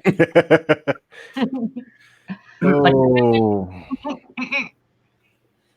Okay. So Chris, this is the coin I was talking about. Yeah, I didn't see it. I saw it. Roll. Oh. I didn't comment on it because I knew what it Got was. it right. Shay got it right. I know. I should have put up there, please don't comment, if you know what you're talking about. No, but I didn't know how to word it, like these people are not allowed. Please don't comment if you have a clue. Sean Blue Ridge commented, and I'm like, you're disqualified. Mm-hmm. So if you watched Fear the Walking Dead, the mall scene was at a mall right like 2 miles from my house. Oh, really? I don't watch Fear of the Walking Dead. I didn't get into it even when they started like transitioning, like combining. I was like, I'm not watching another series. There's no way. No, but Dawn of the Dead in the mall was fantastic. Oh yeah. So. All right, let's see. Do I have another one? Yeah. Did you see this one, Chuck? Sorry? Did you see this one that I have on my scope? The penny? Yeah. Yes, I did. Oh, okay. Never mind. I did not comment on it because I know what it is. Thank you. See? Carry on. I just won't share anymore. No. I didn't comment on it in your thread because I I didn't know. want to ruin it for you. You were trying to educate people. I was. I respect that. Thank you. I appreciate that. Okay. I guess Marley. I'll read this one. From Marley and T. I can't figure out what's going on here. I know there's a die crack on the reverse, but what's up with his face? This coin flips like a U.S. coin, too. It's not like other foreign coins. Any help is appreciated. So I guess what we're talking about as far as the flip is medallic orientation versus coin orientation. Yeah, she's saying it flips like coin and not medallic. Yeah. So here's a website that I love to use for foreign coins. Numis. The website address is en.numista.com. And I will share it to our private chat, and if someone can copy and paste. Now, when she says that, most foreigns flip medallic, I mean, I know that most do, I guess. I don't know if most do. I do know that a lot of them do, but doesn't even Canada has some that flip coin and some that flip medallic, right? No, I think Canada's all medallic orientation. Are they? I thought they had some that, or maybe it was just that it wasn't uncommon for it to. Well, let's see here. So that is reverse Columbia. That's going to be a Columbia 50 centavos coin. It's nickel-clad steel, and it is actually coin alignment. So your coin is correct. It has the proper alignment for that specific series. Okay. And let's see, how many sides are on there? 12. So, Shay, without cheating, do you know what the name of that 12-sided shape is? Heck no, I'm not that much of a geek. I can barely pronounce it. How about you, Chuck? Dodecahedron. Dodecagonal. Right? Dodecagon, yeah. Yeah.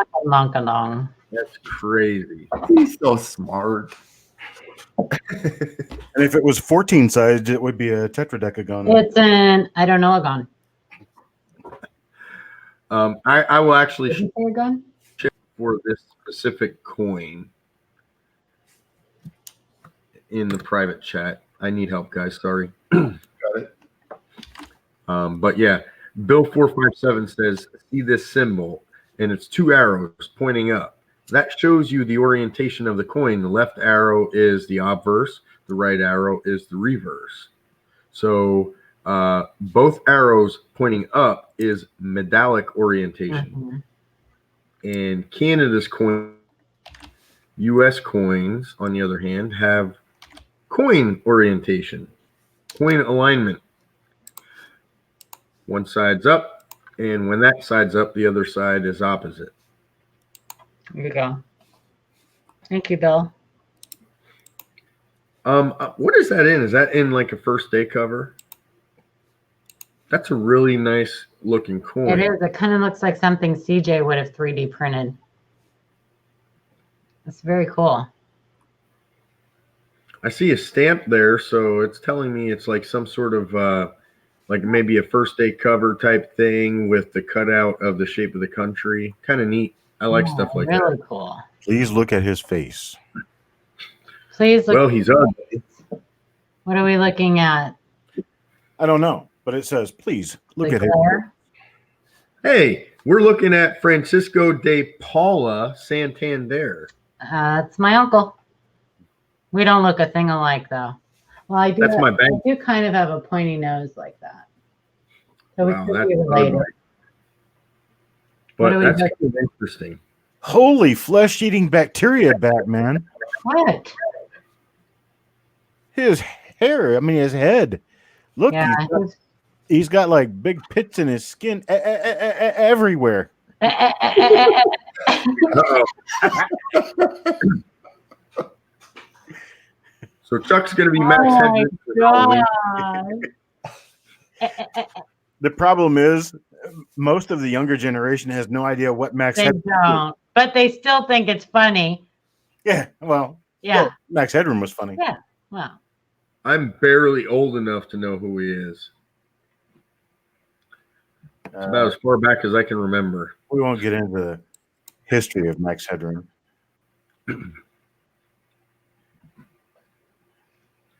I think that's going to be a struck through of some sort. I would have to see what the one, like another one looks like. Because I just don't know. It could be just a horrible design. It could be. But what I'm leaning toward is it would have to have something to do with the strike itself, because it would be raised on the die, and I don't think that would make a whole lot of sense. Except that I know that they minted a cajillion coins with every die there, because, well, just being very frank, they don't have the money to keep switching dies around back and forth. But it almost looks like I can see an angel. I see Elvis. No, it's an angel. Definitely an angel. No, I see Elvis. I think it's So Elvis. 1970, about 31 million of these coins minted. Probably all with the same die pair. Well, you're Yeah. probably looking at a picture of it, right? Yeah. Is there any way we can pull up what a normal the normal design on this looks like? Well, yeah, Normal- sure. Just go to Google. It does not have that pitting look to it. Doesn't. Okay. No. And as a matter of fact, I mean, this coin is either really high grade or it's been plated, because it has a strange look to it. Yeah, the pic you sent, it's literally flat and dull surface. Do you think that's just because that coin is a... Well, it's nickel. So what we're looking at on the exterior of the coin is nickel. So it should mimic the same look as the U.S. nickel. And this kind of does. I had parachute pants too, Jeff. MC Oh my Hammer God. pants. What year is Hammer. it again? Yeah, MC Hammer pants. I think I'm with you, Chuck. I think that's some sort of struck through. What year is this from again? 70? 1970. 1970. Okay. I don't think it's going to change a whole lot, but I'll look anyway. I'd like to see the date closer, if that's possible. Yeah, that's blurry.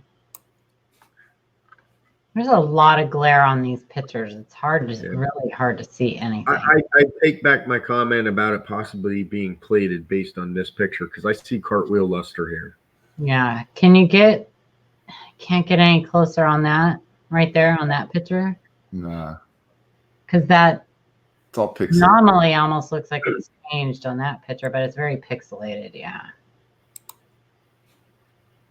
Okay, well, I'm just going to blink because I have to look this stuff up. Now, see there, it looks different too. Yeah, it doesn't look quite so Mm-mm. indented. It looks like part of the design. I have an answer for you. Mm-hmm. When do you not? Well, I find stuff. You know stuff. I find stuff. Okay. Which fine? Look at my screen. I don't think it's multi-struck. I don't think it's a doubled. I don't think This is a photograph someone else took of one. Now look around the mouth and the nose. yeah. That's probably a dye issue. It's like some sort of dye wear. Yeah. Like, because you have an extreme amount of dye wear in some areas on this coin. Like, look at the Eye of Republica, where it's just basically chipping away. It's basically the dye is failing. Oh, And yeah. It appears as though that's probably happening in some areas of the hair as well on the coin of example here. Oh, yeah. Look all around the perimeter, too. It's All of the low details, lines like crazy. Yeah. all of the details everywhere in this photograph are they're weak. I mean, they're the weak hair. You got weak pretty much everything.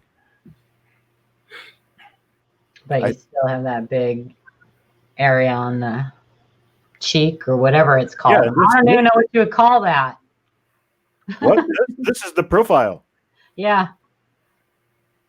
Yeah. This is the profile right next to his beak. So that's just the normal design. Wow, Frank just called it. It does look like Commander Data. Commander Data. Hang on a second. I'll be right I back. don't have feelings, although I try to replicate them. Here's a 71. That 71 almost looks like a proof. No, I guess not. But they changed the design. You can see how they changed the design. It's different in 71. It looks like they cleaned it up again.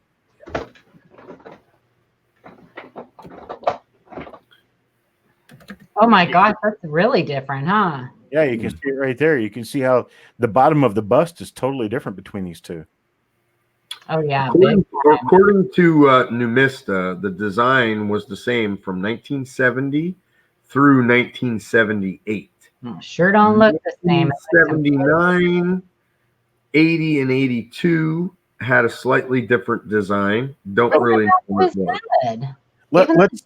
Let's talk for just a moment with regard to the term change in design, because your design can be the same basic design, yet a different die or a different die, a different master die. Yeah, they just mean they didn't put another face on it.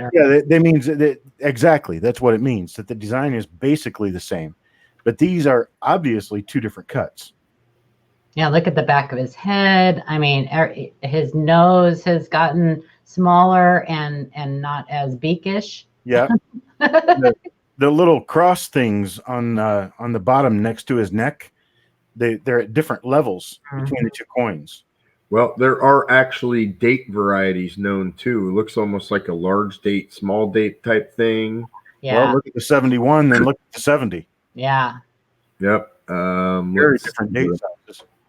I was looking at the curls at the top of his head, right up here in the top of the head area. If you look at the other picture, very, very different. He had a different hairdresser. Exactly. Got a haircut between profiles. Yeah, somehow between 1970 and 1971, he got younger.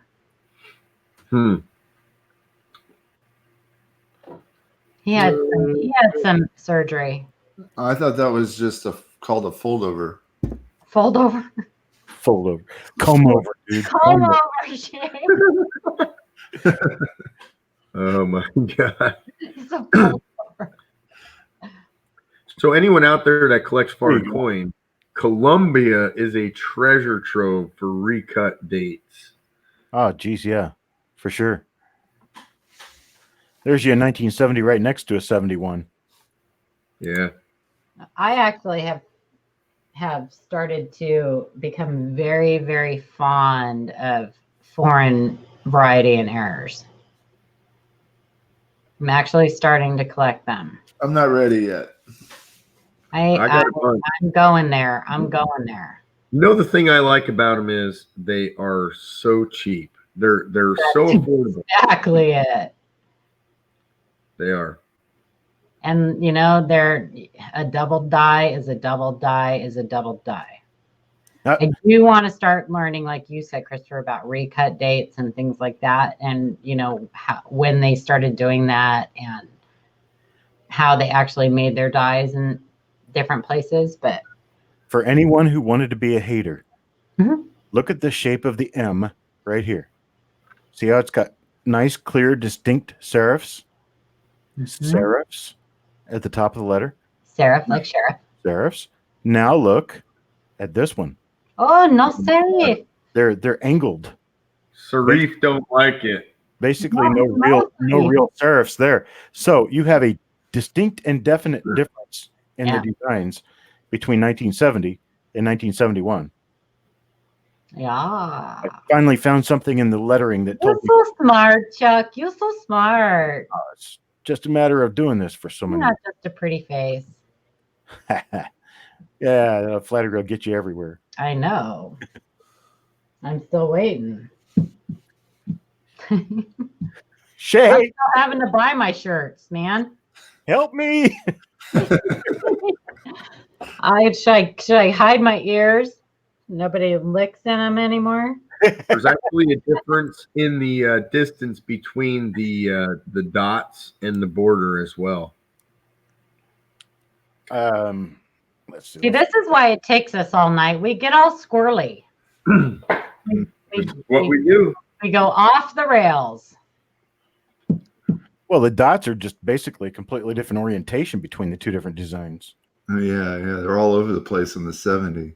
And Yeah. straight. Look how much nicer his nose is. He definitely had a nose job in sometime between 70 and 71. It's like they probably fired the guy who did the designs in 1970. They probably cut his head off. Oh, the dude on the coin killed him for sure. Yeah.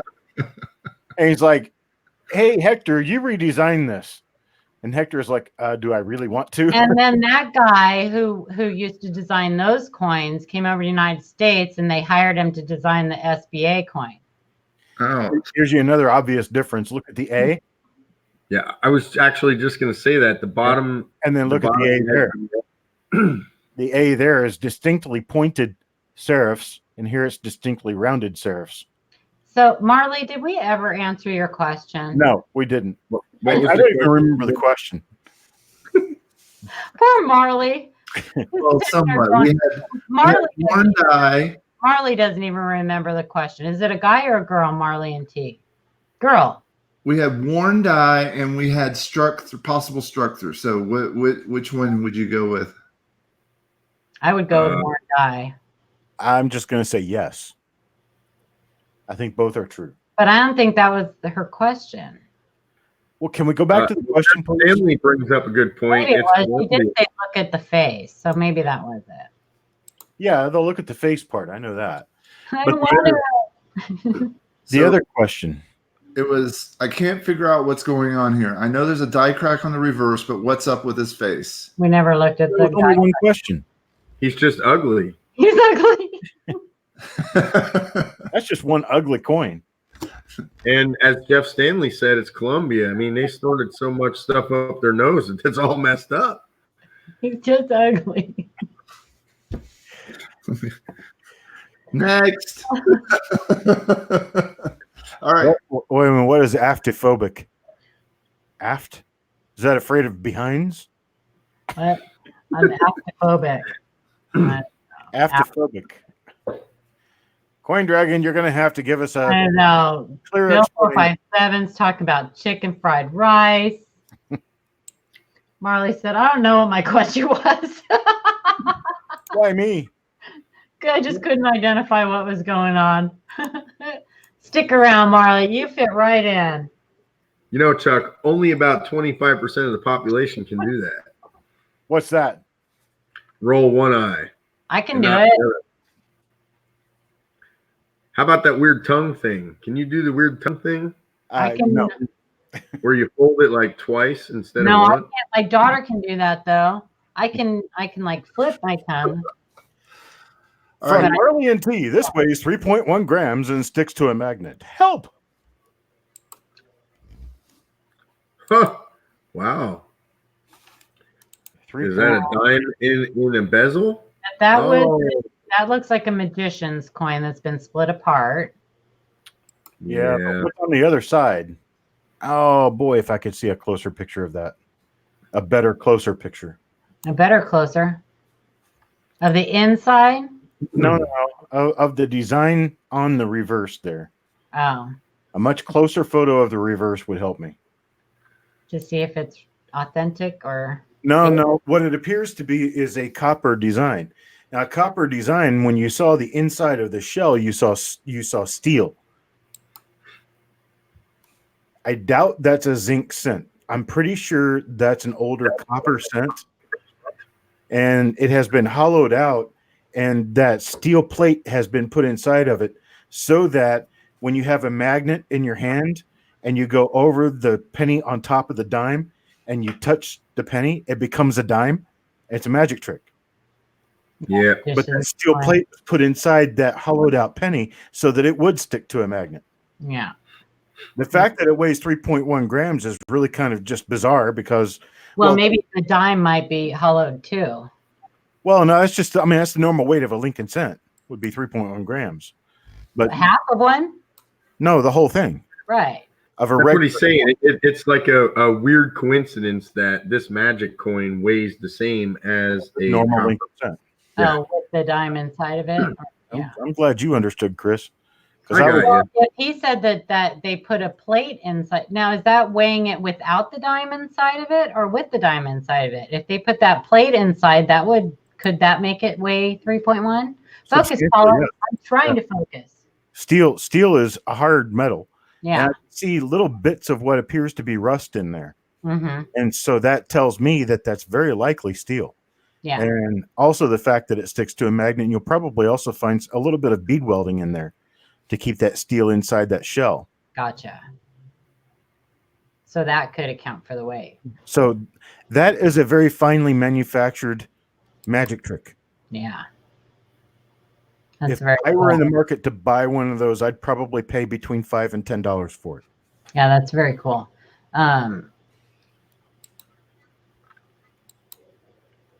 It could be solder as well. It may not be bead welding. It could just be solder.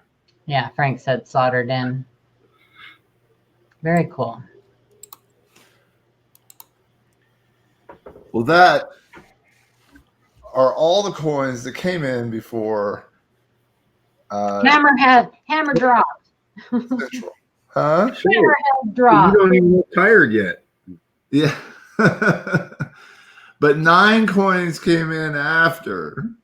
Well, those will be have to wait for next. Well, actually, You know we'll have 9 more right after that. well, we aren't having a Q&A next week, though. It'll be the following week because next Thursday is Halloween. So right. everybody's got things they're doing for Halloween. Yeah, so Halloween we're all gonna take a break. You guys egg some cars and shame some kids and have a lot of fun. And I mean, I think the following the next Q&A will be on my channel, I believe, and I'm pretty sure we've had confirmation that we are going to be having a special guest.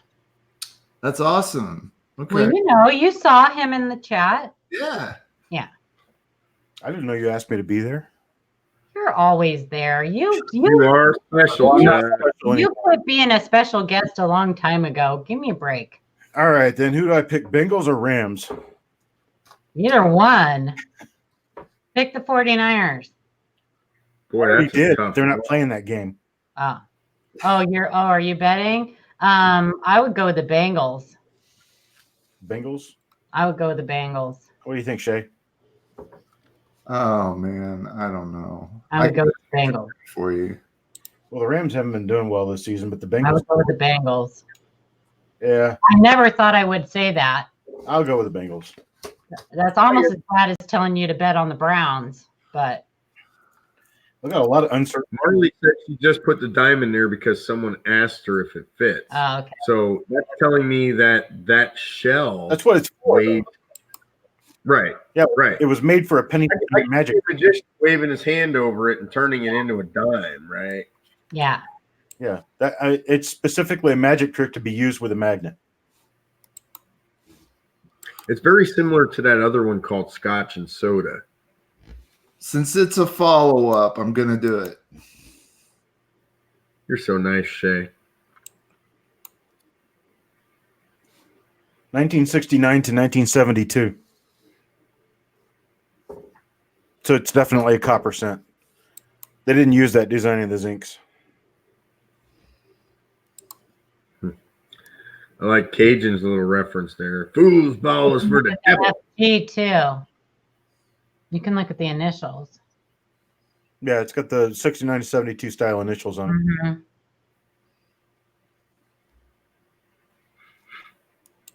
It's also the weakness in the steps and the weakness in the roof and the particular areas where that weakness shows. Tells me it's also that era, 69 to 72. That'd be cool if it had a floating roof and a no FG.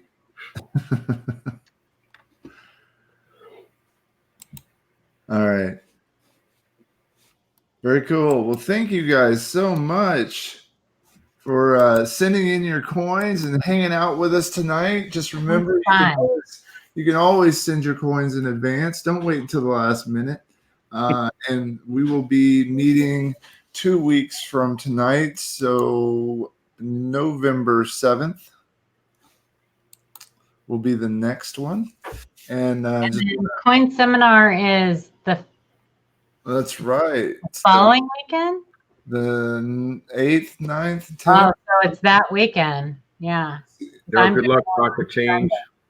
I'm doing mine on Sunday. My daughter's bridal shower is Saturday. Ay, ay, ay. Yeah, so you guys be sure and send Ken an email if you want to do a show. And I'm sure. Yeah, kidpv@live.com. All right, guys. Well, thank you to everybody that came. Thank you very much for sending your questions, and thank you to the panel members. Appreciate you guys coming and hanging out with me and doing the coin thing. All right. Well, you guys have a good night. Right. Take care, everybody. See you next time. Let's play with that magic penny.